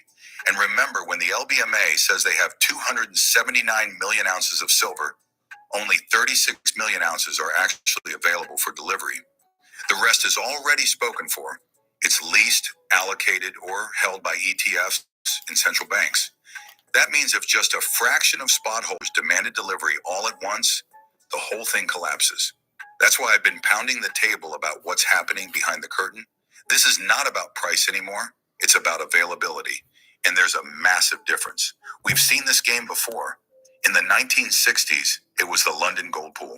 The US and Europe conspired to cap the price of gold at $35 an ounce through coordinated sales of central bank gold. It worked for a while, until it didn't. The French started taking their dollars and converting them into physical gold. Charles de Gaulle was the first to say, "We're not trusting paper anymore." And once that confidence broke, the system collapsed. Nixon closed the gold window in 1971, and that was the end of the gold-backed dollar. Today, it's not just France. Global wave of repatriation. Over 40 countries have pulled their gold out of London and New York, and they're doing it quietly because they don't want to spook the herd. But make no mistake, they're preparing for a reset. And this brings us back to silver. Silver is not just the monetary twin of gold. It's the industrial backbone of the modern economy. Solar panels, electric vehicles, 5G infrastructure, defense systems, all of them rely on silver. It's a dual-use metal, both strategic and monetary. And yet, it's been the most manipulated, most undervalued asset in the world for decades. Why? Because it's too important. It's too disruptive to let silver trade freely. If silver were priced based on actual physical supply and demand, it would blow the lid off the whole system, and I believe that's exactly what's happening now. Just look at the movement on the COMEX. As I've said before, we are witnessing the largest physical delivery since the Hunt brothers attempted to corner the market in the 1980s. But this time, it's not a couple of Texans. It's central banks. It's sovereign wealth funds. It's the East, and it's fully paid for. This isn't a speculative squeeze. This is structural. This is the unwind. Now add to that the recent Basel III changes. Starting July 1st, the U.S. must fully comply with Basel III NSFR, Net Stable Funding Ratio rules. That means any gold held on a bank's balance sheet must be unencumbered and physically allocated if it is to be treated as a Tier 1 asset. No more paper gold counting as the real thing. That alone is a game changer. We are moving slowly but undeniably toward a system that rewards transparency and punishes leverage and opacity. That's why you're seeing this sudden rush for physical. That's why the smart money is getting out of COMEX and LBMA and buying directly from refiners. They don't want exposure to default. They want the real thing. And the Western banks, they're trapped. Look at the OCC reports. JP Morgan, Citi, Goldman. These institutions are sitting on massive derivative books. Many of them are short precious metals, naked, unhedged, leveraged shorts. And if they get caught on the wrong side of a physical squeeze, it's game over. The Fed knows this. So, you want stock in JP Morgan, Citi Group, Goldman Sachs, Wells Fargo, Chase, any of these banks are all going to get fucked, and then they need to cover with physical. Right now, it's just paper. Well, yeah, I could give you the man. I'm going to give you, I have 1,000 manuals to give you, but you don't really get the card. You get a little piece of paper that says you own a manual. Okay, so now you want the manual. Give me my manual. Well, I can't. That's the problem with ETFs. That's the problem with the paper derivatives. You think you own the manual and you don't. When you ask for it, you're not going to get it because I don't have it. Yes, I sold 50,000 of the paper manuals, but I'm keeping the real one. And that's what it is in gold and silver. And that's why you've got to be out of ETFs and you've got to be out of COMEX and everything else. You go buy it. That's why you buy gold and silver. You have it. Nobody can promise you the ETFs and don't have it. That's why you want physical, and that's it. And that's why you want it, because then you have it and nobody can fuck with you and say, well, yeah, here's paper. Yep, I got you. You own 2 manual cards, which you'll never get, but I won't tell you that. So be careful of that. That's why we own physical. That's why they're panicking. That's why they're jaw-boning inflation lower while the real CPI is closer to 9 or 10%. Okay, the real CPI is not 9 or 10%, as I said, because we don't care about prices. You printed the money to nothing. The money's worthless. How will you get 9 or 10%? I can't even guess what the percentage of the inflation is in paper because I don't give a fuck about prices. What I give a fuck about is you printed the money to death, which you can't really measure in a percentage. What you measure is, well, there's $170 trillion out there that are worthless. So do you want me to guess? I'll guess the inflation's 10,000%. It's a guess. I have no idea. It's got to be much higher than that. It is not 1 or 2%. It is not 9 or 10 because we don't even use the CPI to come up and measure inflation because they don't even do it properly. The only way I could use the CPI is go back to 1971 and Coke was 10 cents and Coke is now $4 or $3.60. How much is that? Well, that's about 20,000%. Okay, there's your inflation. You don't go year over year. You go back to when you started inflating, 1971. A car was 4,500. Now a car is 45,000. That's a whole lot of percent on inflation. It isn't 1% or 2%. So the whole idea of using a price index, looking only back 1 year and throwing out a bunch of shit that really moved, is ridiculous. And yet, what do the people quote? Well, the CPI. CPI is not to be quoted, it's not to be used. It's sort of like analyzing football using time of possession or turnovers. Sorry, not to be used to analyze the games. Makes no sense. You don't know. It's stupid. That's why they aborted the rate hikes when banks started to wobble. They can't afford real interest rates. They can't afford honesty, so they lie. Gold and silver don't lie. They are the truth tellers of the financial system. They reveal distortion. They expose fraud. They protect purchasing power. And they are, at this moment, becoming the lifeboats in a sea of monetary dysfunction. Somebody's using my To terms. all of you watching this isn't fear-mongering. This is a wake-up call. The system is changing. The dollar is losing its monopoly. The COMEX and LBMA are being drained. The institutions you once trusted with your retirement are leveraged to the hilt. And all right, first of all, COMEX and LBMA have no more gold. There is no more gold or silver to have. It is gone. You have to go to the refineries or the mines to get it. You cannot go to COMEX. COMEX has never been the real warehouse of gold and silver. It prices it, just like we saw Eddie Murphy, right? He got there's no oranges there. You can't say, okay, I want orange juice. It's the $26 an orange. There's no oranges there. It's just a trading floor. That's all COMEX and LBMA. They're just trading floors. There's not meant to, okay, give me the gold at 30, give me the silver at 29.50. They don't have any. It's gone. It's all gone. There's not much of it to begin with. 200,000 tons of gold, but once you got it, China's got 60,000 tons. It's not like they trade it. They own it. I got the Mantle card. It's not like I'm not trading this card. I own it. I'm like, thank you very much. It's not really meant to be traded.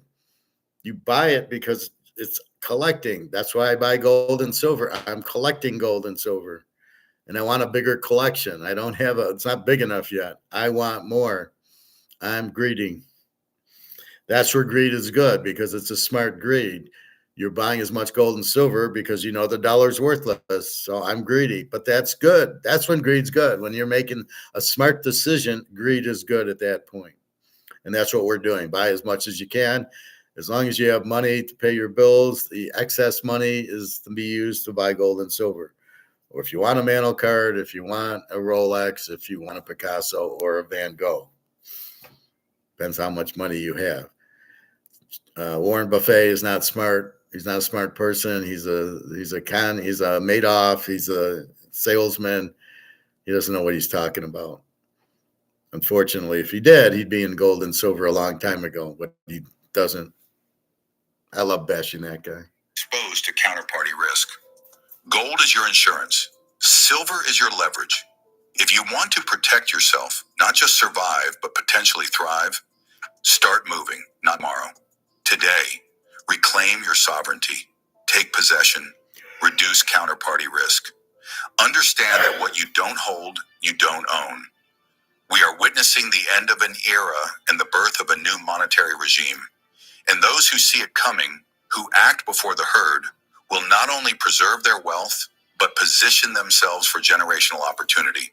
The time for physical is now. Stay informed about the latest developments shaping the precious metals. Okay. There was some Andy Scheckman talking, but I can't stand him, so we're not going to listen to him.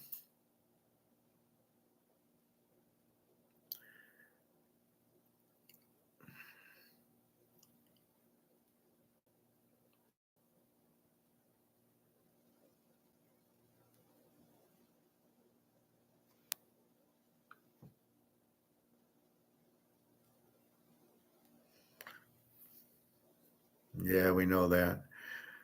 I don't buy the argument of cost for the military industrial complex. They pay $100 for an O-ring. So what they said is they're keeping the price of silver down for the Tomahawk missiles. And I agree with that. I don't buy that. That's why they're keeping the price of silver down. The price of silver is down because they have the derivatives at the bank that are all going to blow up. And if it goes over 35, they got to come up with trillions of dollars, and there goes the bank. That's why they're doing the derivatives and keeping the price down. It's got nothing to do about silver for Tomahawk missiles or any of that shit. They don't want to lose. They fucked up. Or I don't know what they're thinking. They're not getting bailed out because there's no money to bail them out with. You got to take the bailout off the table because they're not going to get bailed out. How can they? What are you going to bail them out with? Well, we'll keep printing money. We saw what happened in Germany in 1923. They were printing 1 billion Deutschmarks a day, or Reichsmarks, and it turned into wallpaper. It was worthless. You needed a wheelbarrow. Why? Well, they're printing the money. I thought you could just keep printing and printing. No, you can't. Well, we're the, what are we? We're the number one, we're the reserve currency. It doesn't matter. If you print it to zero, you print it to zero. You're not the reserve currency because they want you to be. You're the reserve currency because you blackmailed everybody and you forced everybody to take the dollar and the bullshit. Oh, well, if you got Chinese and you want Indian, you got to buy dollars to sell it. You got to buy dollars to then take the dollars and buy the rupee. What kind of bullshit was that? I wouldn't have stood for that. So now nobody wants it. That's the de-dollarization. They're all going, fuck you. I'm China. I'm going to buy right from India, and I'm going to use my Chinese dollars to do that. The problem is, what are the dollars worth? Right now, they're compared to the dollar to get the real value, so they need to fix that. What is a yuan worth versus the rupee? What is the yuan worth? What is the rupee worth? Because against the dollar, the yuan's 7 and the rupee's 85. So is that real? Who the hell knows? If you look at how they do that, it's the same as this comex. It's bullshit. All right. I have a little Mark McGuire here.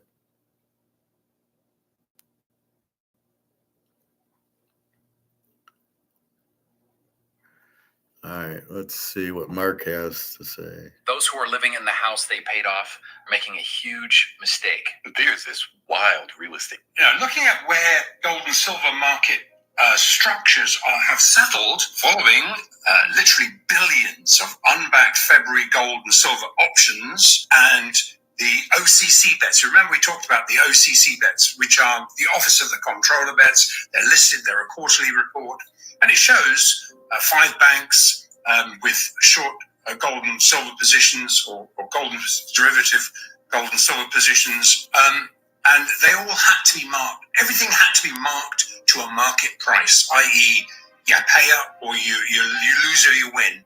And that happened ahead of last Thursday's, what we call First Notice Day, which is where any gold futures, positions, OCC bets like that, any that could not be paper settled had to be fully funded and then stood for physical delivery. That is particularly the case in the COMEX. And it became clear that COMEX open interest, i.e. the number of 4% gold-backed gold chips, and they're not gold, of course, they're casino chips, but they're backed by kind of 4% gold. And these casino chips are lent out into the market by the casino. But what we've been noticing is that this open interest, well, these chips have been actually contracting, reducing into a rise in the gold price. What that telegraphed was that the official sellers, pit managers, i.e., were capitulating bearish bets against gold into what is a physically driven rally that's got away from them. In fact, even the deliberately stale dated, we only get the odd report, nothing from the LBMA, but the COMEX is required to do a weekly report, and it's so stale dated, it's ludicrous. It could be published every day, at the end of every day, much like COCOM used to do years ago and suddenly stopped for some reason. Why? Because we drew attention to it. But these reports that get published could be, as I say, could be published, could be reported at the end of every day. they're delayed by 3 solid days. So when they come out, it's almost pointless, other than it does provide some footprint. But these reports, these COT reports, as we call them, what they're actually evidencing, and it's impossible to hide, is that into a rising gold price, gold futures contracts are not anywhere close to being historically overbought and continue to look bound for $3,000, which will then become the next higher stair step to $35. As we're consistently tracking, this is a very, very similar setup to what we witnessed after the Shanghai Futures Exchange launched last March. Let's get one thing straight right off the bat. What's happening in these gold and silver markets isn't accidental, and it sure as hell isn't organic. You're looking at a system that's been engineered for decades to suppress price discovery in order to protect a broken fiat system that's increasingly on life support. And now, that game is coming undone in real time. Now, let's break this down for our viewers who may be hearing about this for the first time. Not in my When we class talk or about not. the comex, we're talking about a casino. A derivatives casino where gold and silver are not bought or sold. They're bet on. You've got billions of dollars of unbacked gold and silver contracts, futures, options, and more that never ever result in the actual physical delivery of metal. That's what I showed you with Eddie Murphy and Dan Aykroyd. That's what they were doing. They were trading, but they weren't trading real orange juice. They were just trading options. So that's how it works, and you can see the frenzy. So what we're betting on, when I say gold at 20,000 or gold at 30,000 and silver at 2,000, 3,000, is the frenzy. Because once people realize their dollar's worthless, what are they going to do? They're going to go to Dan Aykroyd and Eddie Murphy and go buy. And the Duke and Dukes, they're going to say buy silver, and they have the money and they'll settle with money to buy the derivatives, but they won't get the physical. And that's the problem. But they will bid it up, but it's going to collapse because now with Basel III, they have to have the gold and silver, not the derivatives. So if they need the gold and silver, then I don't know what you're going to use the Shanghai and the Moscow physical exchange, not the paper derivative bullshit. That how this is even allowed and legal is beyond me. It shows you the mafia is running it. It shows you JP Morgan probably runs the mafia, and that's the problem right here. This is where the banks run the government and the mafia runs the banks. And so when the banks lose money, what do? They just print more. It's a smooth setup, and it's but we figured it out, and we told them to fuck off. And that's where we're at now. It's collapsing because they want to keep printing dollars because their little game was, hey, we'll just keep printing this. This is great. We have the printing press. We'll print and print and print. But they're idiots. They don't know if you keep doing it, it becomes worthless. We understand that, and we know it is worthless. So you go to the next phase, which is owning physical gold and silver, which is why we push it, which is why it's the only option. It's the only lifeboat. You can't get into another currency. All right. These are just chips, paper chips. And the astonishing part is this. The gold and silver backing these paper contracts is maybe 4% of what's actually traded. Think about that. It's the same as selling 25 movie tickets for every one seat in the cinema and hoping most people just don't show up. But what happens when people do show up and demand a seat? That's what's happening now. We're seeing this open interest, these outstanding contracts on COMEX contracting into a rising gold price. That's not how a normal market behaves. What that tells us is that official sellers, the bullion banks, the pit managers are backing off. They're covering shorts. They're capitulating because this isn't just a speculative run-up. This is a physical market-driven rally. And for the first time in a long time, the physical market is biting back. Now, what's the catalyst? Look no further than Basel III. Basel III regulations, which reclassify gold as a Tier 1 asset equal to cash, have fundamentally changed the rules of engagement. The fractional reserve gold system the LBMA and COMEX relied on, that's dead under Basel III. Banks now need to own the metal if they want it on their balance sheets. That's a game changer. It's no longer profitable or even possible for these bullion banks to keep naked shorting gold and silver without severe regulatory cost. We've also got First Notice Day. That's when all these options, these OCC bets, the Office of the Comptroller of the Currency shows 5 major banks with massive gold and silver derivative exposure. Those contracts come due. If they can't be settled in cash, they need to be backed physically. And the way the COMEX is structured, when more people start standing for delivery, and I mean actual truck the metal out of the warehouse delivery, the wheels start coming off. And let's not forget the deliberate opacity of this market. We get partial data, delayed COT reports, often 3 days late, which could easily be published daily. The LBMA, forget it. Try finding real-time data there. These are institutions that thrive in the shadows. And why wouldn't they? The last thing they want is a fully transparent, physically settled marketplace that exposes how mispriced these metals really are. Let me give you some numbers here. COMEX gold futures are nowhere near historically overbought levels. Open interest is well below the 600,000 threshold that typically signals a top. This is a strong setup. Gold's push to $3,000 isn't just probable.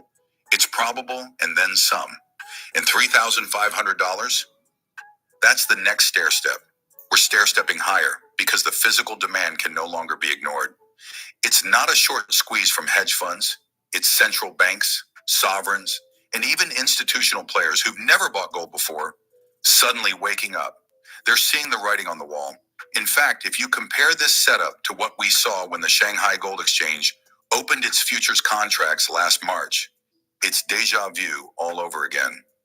Back then, technical traders kept calling for a top, blind to the fact that Chinese physical buying was leading the price action. Not COMEX, not New York, China. Physical metal, not paper bets. We saw a significant rally follow, and guess what? This time it's even bigger. And while these analysts are still using old models, anchored to the dollar, to bond market correlations that no longer hold, they're mispricing gold completely. Gold is breaking every model because we've shifted to a different regime. The price is no longer tied to dollar strength, or treasury yields, or Fed credibility. That game is over. Basel III rewrote the rule book, and now we've got one bank, just one, still trying to manage the dollar price of gold, the Federal Reserve. But they're alone now. The Bank of England, not even a player. The ECB done. The Swiss, long gone. Silver always lags until it doesn't, and when it runs, it runs. As we've seen in recent cycles, once gold punches through resistance, say $3,000, silver won't just tag along. It will outrun gold with double or triple the torque. That's where we are right now. Silver is... Well, we don't know that. I mean, that was all paper. We've never had a physical run, so ignore that. Silver will run because gold's too expensive. So if we understand the game, we need to get out of dollars. The only lifeboat's gold and silver. But as gold hits $4,000, $5,000 an ounce, mom and pop can't afford it, right? Warren Buffett's too stupid to buy it. The central banks have bought it. But now probably what happens is there's no more supply. It's gone. The 200,000 tons are gone, which is probably where we're at now. Well, I still need to get out of the dollar because it's still worth nothing. This has no value and this has no value. But gold's so fucking expensive. But there is one other lifeboat, silver. And that's why silver is going to run, because gold will be very expensive. You'll still get some gold buyers. I mean, the real rich will still buy gold. Gold's still the play, but for mom and pop, it's so expensive that we go and buy, I'll buy 20 ounces, 50 ounces of silver at $32 an ounce. All of a sudden, it's $100 an ounce. Now, what do I do? Well, it's still cheaper than the $5,000 an ounce for the gold. So both of these will just keep going, but you will get a silver run, but not like the paper runs. You got to ignore all this 100-to-1 ratio and all that. It's just bullshit. That doesn't mean anything. It's the market. It's the supply and demand of the market. That's it. You can't say Well, when the Mantle card goes up, the Mays cards go up. They're all independent. It's how many guys want Mantle, how many guys want Mays. They're independent. They're not tied to each other. So silver is not 10 to 1, 50 to 1, 100 to 1. Silver is what silver is. Being cheaper, silver should get very close to gold. It should almost go maybe 2 to 1 or 5 to 1. Because if gold's 10,000 an ounce and I can get silver for 2,000, I'm loading up on silver. Silver goes to 4,000, 5,000, 7,000 because I can't afford the gold at 10,000, but I know I have to get out of dollars. That's the bottom line. Forget the military, forget the solar panel. Nobody gives a fuck. Too bad. Then they got to find another material to use instead of silver for their solar panels and their bombs. Go use copper. Go use zinc. Go use lead. Go use whatever the hell you want to use. Silver's too expensive. So I've never heard of keeping the price of silver down so the defense contractors can get silver cheap. No, it doesn't work that way. I mean, when they want gold instead, but the gold prices went up. So why didn't the gold price stay at $30 an ounce so they could use it for their bombs? No, sorry, it doesn't work that way. A little bit more. Criminally undervalued, underheld, and misunderstood, but not for long. This isn't just a gold and silver story.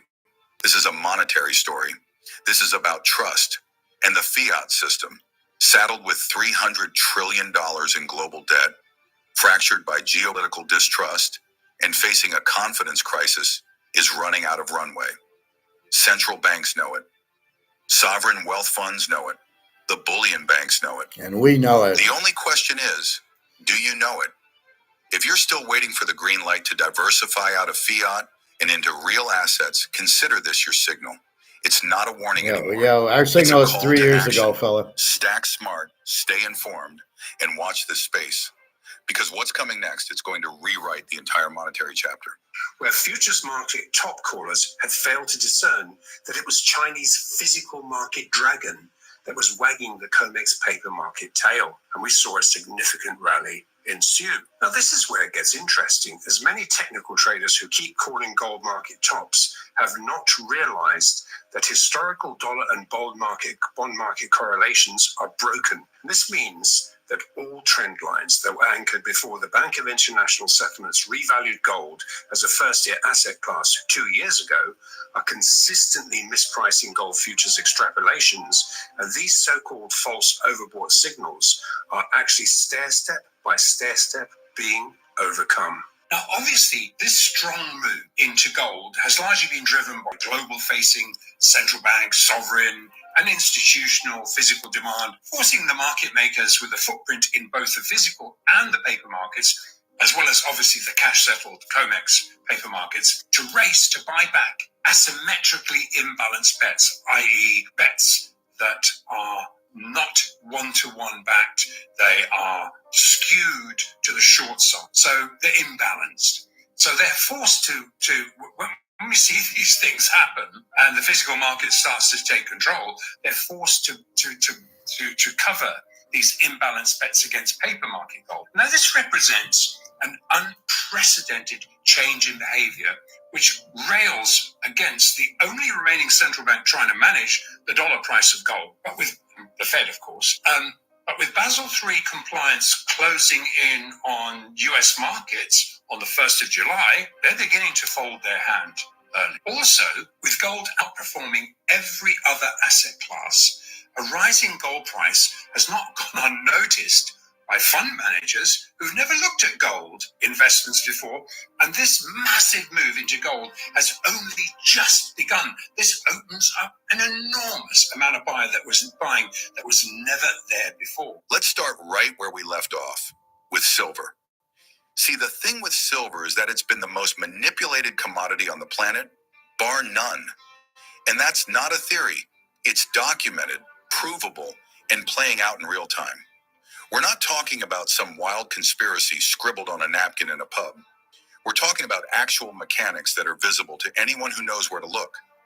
Let's zoom in on what's happening right now on the COMEX. Silver has been trading at what looks like a lull on the surface. You get your rinse cycles, your short-term washouts, and the price pulls back to the 31 level. But that's a paper illusion.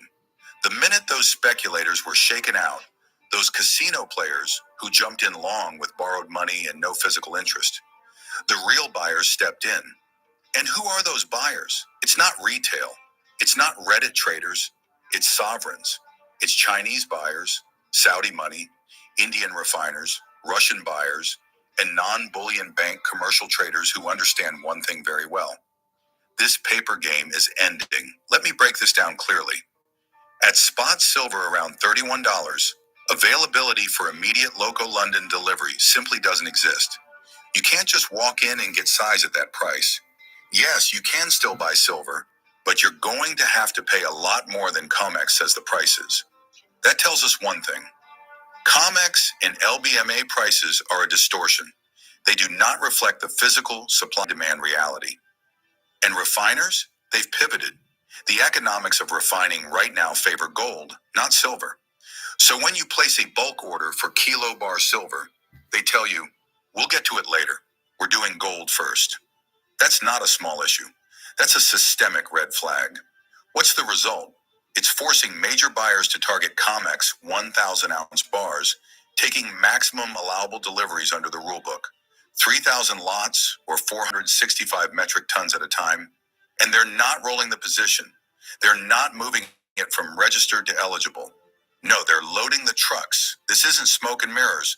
This is metal out the back door headed east. Let me put it into perspective. This is the largest physical silver delivery event since the Hunt brothers in 1980.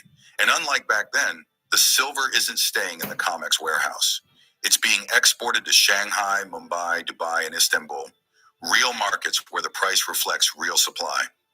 The game is different now. They can't just halt trading and say, sorry, you can't buy anymore. That trick's been played, and everyone saw it. And while all this is happening, the COMEX silver open interest has remained extremely lean. In fact, it's almost laughable that traders still look at RSI and MACD and call silver overbought. What we're witnessing is a structural dislocation between a manipulated futures market and an exploding physical demand base. It's a coiled beach ball, and once it springs loose, it's going vertical. Now let's talk about something most analysts miss entirely. Exchange for physical, EFP spreads. These are arbitrage trades between COMEX and local London pricing. And what we've been watching, particularly over the last month, is a massive spike in EFP differentials. In plain English, it means the difference in price between paper silver and physical silver is so wide, it now covers the cost of air shipping 1,000-ounce bars from London to New York. You heard that right. Air freight premiums are being arbitraged by buyers who can no longer secure size in London, and so are backdooring into the COMEX system by forcing physical delivery there instead. And that tightening, it feeds back into both markets. It's a feedback loop. Less availability on COMEX, less float in London, higher prices everywhere, except on the screen, where the LBMA and CME cartel are still posting synthetic prices that are being laughed at by the global market. No, they're doing it because the four bullion banks, JP Morgan and Chase and Citi and Goldman Sachs and Wells Fargo, and I think it's USBC or whatever it is, HSBC. They have all these derivatives in at a 25, 20 price. They've all shorted it. They're a bunch of fucking idiots. When the demand's high, you don't short, you go with the demand. So they have all these derivatives that are coming due. It's going to cost them trillions of dollars because the silver should be $100, $200 an ounce now, and it's going to blow up their derivatives, which they're going, oh, we're shorting at 25. So that's why it's holding, is these bullion banks are scared out of their minds. They're all going to go out. They're going to go broke. If you have stock in any of these banks, get the fuck out now, because they're going to blow up. They can't cover these derivatives. And we know by July 1st, they'll have to, but you can see the demand. There can't be much supply of silver left, which is going to leave the demand, which is going to leave, we need it. And then the bullion banks I mentioned have to settle up on their derivatives where they're shorting them. So they need to come up with the physical, which they can't do. Hence, if you're in those banks, get the fuck out because they're gonna go bankrupt. There's nothing the Fed can do to bail them out because they don't have money, right? They can't. Where before they would just print, print $20 trillion to bail you out. Well, they can't because the money's worthless.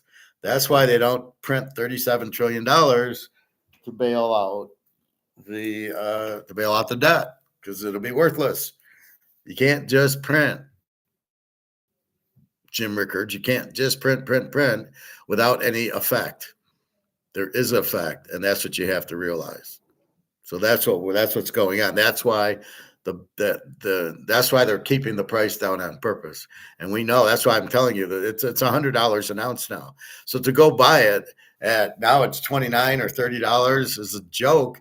I can go to my store and I can get 10, 20 ounces of silver at $2 over spot. So it'll be $31. It's like it's like you got to be kidding me. It's $100 an ounce silver I can get for 31. Why would you not keep buying it? Gold's still cheap, but it's $3,000. It's 3,100. That's why I buy quarter ounces. Quarter ounces are 8 something. Tenth of an ounces are 3 something. I can buy some of those. That's fine. And I've been buying those instead of buying silver. But now it comes to, if you're going to give me the silver and I know it's worth $100 and you're selling it for 31, yeah, I'll probably go and buy. So if I don't buy today, I'll buy Tuesday. But that's the whole point, is to keep buying and buying. And that's why I know Luke and the guys are frustrated over why is the silver price low. It isn't low. It's being forced down by the bullion banks so they don't have to cover their derivative, all their shorts. They can't cover it. They don't have the money and they don't have the silver to cover it. That's why it's going down. But we know it's really worth a whole lot more. So just be patient and let it flow, and then it's just going to go. And there's nothing they can do. You can't fuck with the market. The market's the market, right? That's why, on the other hand, if you want to mark New York strips at $25 a pound, and the market says no, you can't sell them. The market controls everything, and we're the market. I was at the store yesterday getting hamburgers. They're still $5.90 for 3 pounds of New York of sirloin. However, I looked at the steaks and they're all like $17, $15, and I just said to myself, no, they're not going to sell. People don't have the money to buy them. Some do, but you're only going to buy one. It was $10. It was on sale for $10 New York strips a month ago for some reason, and I bought like 3 of them. That's how you play the game. But right now, no, I bought the New York. I bought the hamburgers because I wanted to make sloppy joes this weekend, not necessarily get the steaks. I just had a steak, so I'm fine. I got to watch them with my feet anyway. But the market determines what you can sell things at. This is why when people say, well, BRICS is going to raise the prices, BRICS is not going to say raise the prices. Or I'm sorry, the tariffs. Oh, they're going to raise the prices because the costs go up. No, not how it works. The prices only go up if the market allows the price to go up. Coke took a price increase to $3.50. It'll never work because nobody was buying at $2.95. And we don't really need Coke. We don't really need pop. We can buy water or juice or something else. So therefore, you cannot just raise the prices, as I explained with the Camry. He made it $35,000. Nobody would buy. And so he had to lower the price back down to 26, 27. People understand a small increase, but you can't go from 25 to 35 and expect to have any buyers. We are the market. We do the buying and we control the prices.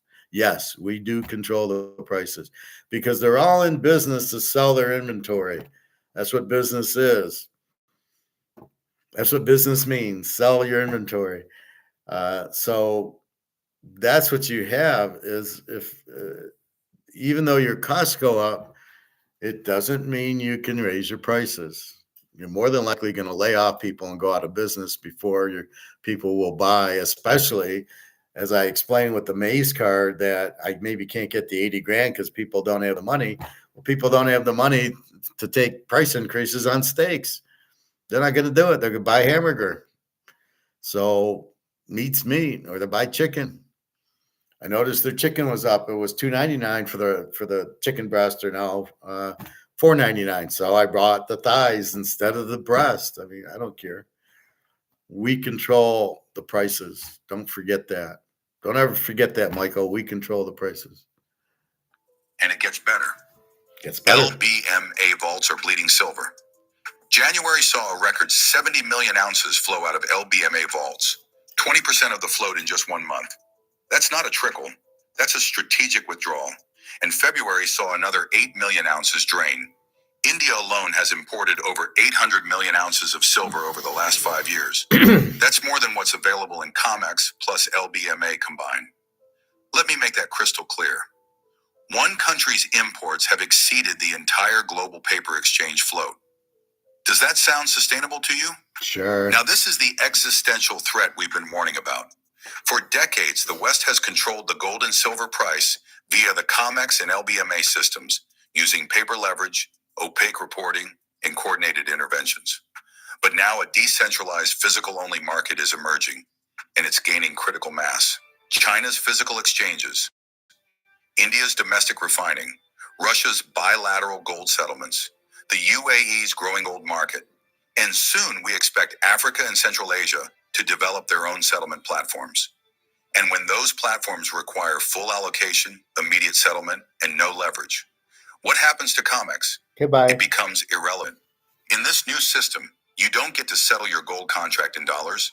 You don't roll it. You don't offset it. You either have the metal or you don't. Full stop. And now we're hearing serious chatter about revaluing gold, as Andy Schechtman has said. The U.S. Treasury's gold is marked at $42.22 an ounce. That's absurd. Revaluing it to just $10,000 gives the Treasury over $1 trillion in balance sheet equity. That's not a conspiracy theory. That's math. That's policy preparation. And what of silver? If gold goes to $10,000 and silver simply returns to a historically normal gold-silver ratio of 50 to 1, you're looking at $200 silver.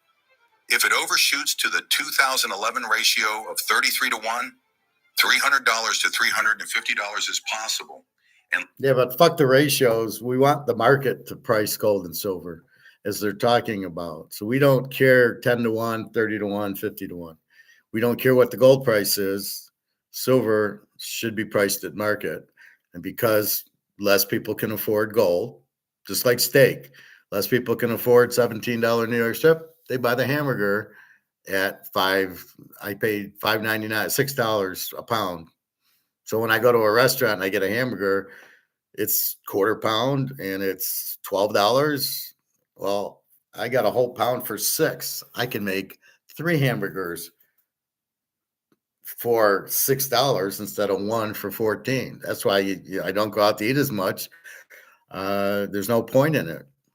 So that's really that's why these restaurants are in trouble. People don't just have the money to we went out to we got a hamburger and Alyssa got a drink and it was the drink was $14. You're like, the fucking, buy a bottle of margarita mix or whatever. You got to be kidding me. So anyway, that's the key to it. So we don't really care what the ratios are. We care what the market will bear. And so with silver, let it run. And it'll go to at least 1,000 an ounce because you need to get out of money because this is worthless. So you don't want to be in this. The only option is gold and silver. And if gold gets to 10,000 an ounce, silver is going to be at least 1,000 to 2,000.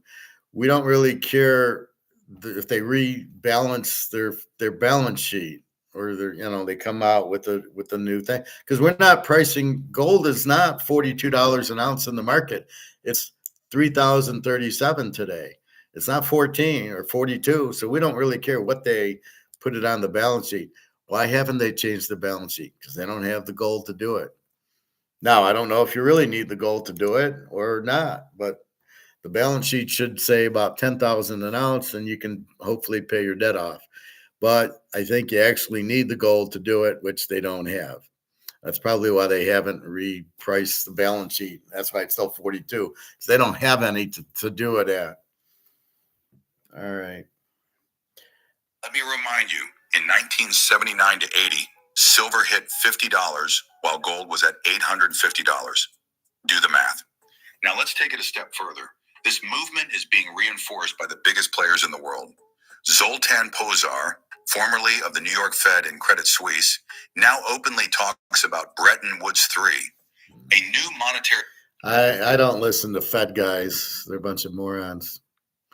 So that is that video. So that was Mark McGuire there. Silver holders will become millionaires, although they never really explain how. And I think that's it. So we're on 220. So today we're betting Florida over and we're betting Houston under. In baseball, we have our 1-5 unit. We're taking the LA Philadelphia game over 8.5 for 5 units. Yesterday we did hit Philadelphia over the Dodgers, but I like them over today. I just there's too much scoring, too much firepower, and the pitching's not that strong. Although we're not really sure how good the pitchers are this early in the year, which is why we're waiting a week or so before we jump into it.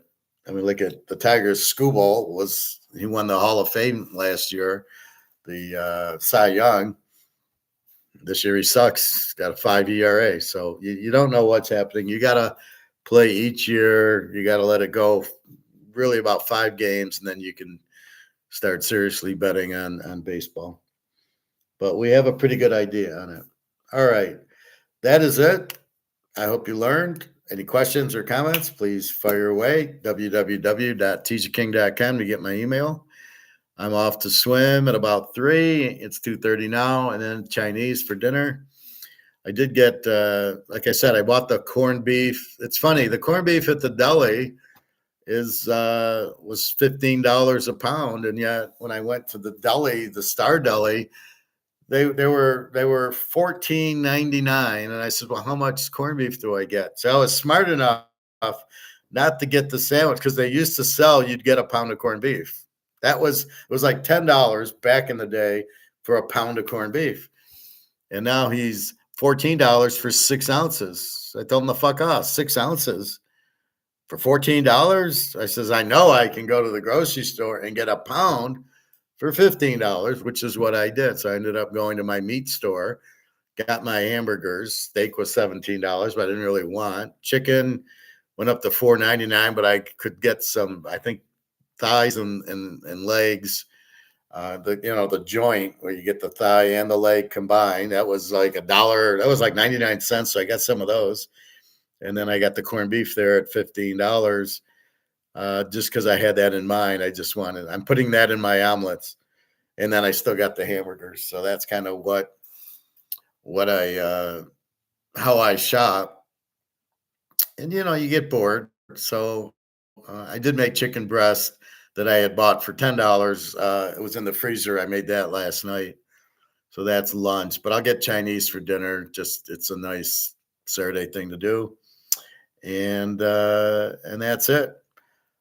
So go buy your gold and silver as much as you can. You really absolutely put it on your credit cards within reason. You don't want to kill yourself, but if you want to get a couple ounces of gold, put it on your credit card, and as long as you can then pay the credit card off. But what the fuck? You're taking advantage. I mean, I did that. Like I said, it was $1,900 gold I put on my credit card. I owe it, but now it's worth $3,037, and it was $3,161 on Thursday night, which I'm expecting it to go back up. People will see, especially China, will see it low and they'll buy it back up. And again, at 6:30 in the morning yesterday, it was 31.40, right? It was 31.40 yesterday morning and ended up at 30.37. It went down $100 once the Europe and US had it. And it's just the profit taking because there's no Chinese stock market. They don't trust it. And there's really no real estate. So all China does is buy gold and silver. But Europe has stocks in the US and the US has stocks. So to cover their margins, they're doing it now. I don't know how many more margins they got to cover, but the stock market's going to go way down. It'll be under 20,000. It's at now it went from 44 to 38, and it's not, it hasn't even started yet. It lost 2,200. It'll start losing 3,000 a day. Then we'll see it down to about 15,000. You're going to go, yeah, I'm glad I got gold and silver because that doesn't go down. Even if it temporarily went down yesterday, it'll kick right back up because it's your only play. So you got to understand the game. Your only way out of this is gold and silver. It isn't stocks. It isn't real estate. It's gold and silver. I know you guys asked me about real estate. I don't know why or where that's coming from or stocks. Get the fuck out. Just go buy gold and make a fortune. What are you dicking around with real estate for? You want to buy a house in the middle of a market that's crashing? Be my guest. What are you going to do? Buy land and then what? You're going to plant strawberries on it, or you're going to turn it into a golf course, or what are you doing with your land? Land itself isn't worth anything. Now, if you put a nice house or a shopping mall on it or a golf course, then it has a value. Otherwise, it's not worth anything. So that's another Keynesian fallacy. But just get into gold and silver, get as much as you can at these cheap prices, especially silver. How silver goes down, I don't understand, but that's fine. It won't stay long. And believe me, silver will be 500,000 an ounce. Just let it happen. That's where it's going because the Basel III in July 1st. So they're kind of fucking around now to cover their margin calls. But how much do they have in gold and silver? And as I said, it's the customers call Duke and Duke to buy pork bellies and GI Joes with the Kung Fu grip and coffee and gold and silver and orange juice, right? That's all done by customers calling in. That's what you had. So the customer said, sell my gold or sell because I need money for my margin calls. That's what happened yesterday. So we're fine with it. There's only so much they have. And then here goes the gold and silver price up. So silver, what can I say? It's a joke. It's not $29. That's where it is. I don't see much more of that game playing going on because now it's cheap, right? So China and all the BRICS countries are seeing silver at 29 going, thank you very much. And the same thing with gold. They see gold at this cheap price of 3,000 to 3,100, and they're just buying and buying and buying. So keep that in mind. The paper game is over. They're still playing it a little, but we know where it's headed. And the BRICS will come out with a gold-backed currency. I guarantee it soon. They're letting the U.S. dollar go out to zero, that's its value. So if you understand that concept, that this is worthless, but I can still take it and buy gold and silver is way, way undervalued, and I can make a ton when gold and silver goes up. How hard is that? So please enjoy that. All right. Anything else? Okay. I'm going to get a quick bite and then go swimming. All right. www.teaserking.com if you want to email me. Otherwise, I will see you tomorrow and we will go from there. Again, the final four, we got the over in the Florida game with the under in the Houston game. Enjoy that games tonight. And LA and Philly and baseball, we went over. All right. Have a nice night, everybody. Take care. Enjoy your weekend.